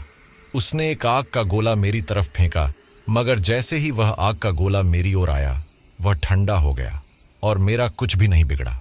यह देखकर वह हैरत से मुझे देखने लगा। उसने वही कोशिश दोबारा की और बार बार की, लेकिन हर बार वह नाकाम रहा। फिर उसने मुझसे कहा, लगता है तू कोई जादूगर है। मैंने चिल्लाकर कहा, नहीं, मैं कोई जादूगर नहीं, बल्कि एक मामूली इंसान हूं। मगर मेरे पास इस कलाम पाक की ताकत है और इस ताकत के आगे तेरी सारी ताकत बेकार है। तू मेरा कुछ नहीं बिगाड़ सकता। मेरे साथ मेरा परवरदिगार है, मेरा अल्लाह है, और जिसके साथ अल्लाह होता है उसका तेरे जैसे शैतान कुछ नहीं बिगाड़ सकते। वह मेरी बात को और अपनी नाकामियों को हैरत से देख रहा था। उसे यकीन नहीं हो रहा था कि उसका हर वार नाकाम जा रहा था। फिर मैंने देखा कि उसकी आंखें गुस्से से लाल हो गईं और वह देखते ही देखते शेर की शक्ल में तब्दील हो गया। उसने बड़ी फुर्ती से मुझ पर छलांग लगाई, मगर जैसे ही उसने छलांग लगाई, ऐसा लगा जैसे किसी ने उसे उठाकर दीवार से दे मारा हो, जैसे कोई ताकत मेरी हिफाजत कर रही थी। वह फिर से अपनी असली शक्ल में आ गया और मुझे हैरत से देखने लगा, लेकिन इस बार उसकी आंखों में और भी ज्यादा गुस्सा था। फिर उसने चिल्लाकर कहा, इस बार मैं तेरा गला ही घोंट दूंगा, जो होगा देखा जाएगा। यह कहकर वह तेजी से मेरी तरफ लपका, मगर जैसे ही उसका एक हाथ मेरे गले पर और दूसरा हाथ कुरान शरीफ पर पड़ा, वह बुरी तरह चीखते हुए पीछे हट गया। उसकी चीख में दर्द था। मेरे सामने ही उसका जिस्म जलने लगा और वह तड़पते हुए कहने लगा, मुझे छोड़ दे आदमजाद, मैं अब वापस नहीं आऊंगा, मैं इंसानों को बिल्कुल तंग नहीं करूंगा। लेकिन उसकी गिड़गिड़ाहट काम नहीं आई और देखते ही देखते वह मेरी आंखों के सामने झलकर भस्म हो गया। अब वहां पर सिर्फ एक सन्नाटा था। फिर मेरा ध्यान अचानक लाइबा की तरफ गया। मैं दौड़ता हुआ उसके कमरे की तरफ गया और देखा कि लाइबा वही कपड़े पहने हुए बिस्तर पर दुबकी हुई सहमी नजरों से मुझे देख रही थी। मैं हैरत से लाइबा को देख रहा था। उसका चेहरा अब साफ दिखाई दे रहा था और उसकी आंखें वही थीं जो मैंने पहली बार देखी थीं, लंबे बाल, खूबसूरत आंखें। मैं उसे टकटकी बांधे देख रहा था और वह मुझे।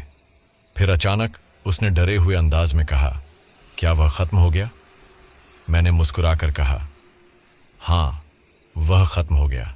मैं तुम्हें देख सकता हूं। यही इस बात की सबसे बड़ी दलील है कि वह अब इस दुनिया में नहीं है। इतना सुनते ही वह दौड़कर मुझसे आकर लिपट गई और मैं हैरत से सब कुछ देख रहा था। कुछ ही दिनों बाद हमने शादी कर ली। मैंने अपने दोस्तों को यही बताया कि लाइबा मुझे किसी शहर में मिली थी। वहीं हमें एक दूसरे से प्यार हो गया और हमने अचानक शादी कर ली। मेरी शादी बहुत धूमधाम से हुई। हम दोनों आज भी बहुत खुश हैं। हमारी शादी को 10 साल हो चुके हैं। आज भी लाइबा मुझे कभी कभी जिन्नातों की कहानियां सुनाती है और मैं बहुत दिलचस्पी से उसे सुनता रहता हूं। तो दोस्तों, ये कहानी यहीं पर समाप्त होती है। आप सबने चैनल को इतना प्यार दिया, इसके लिए आपका आभार।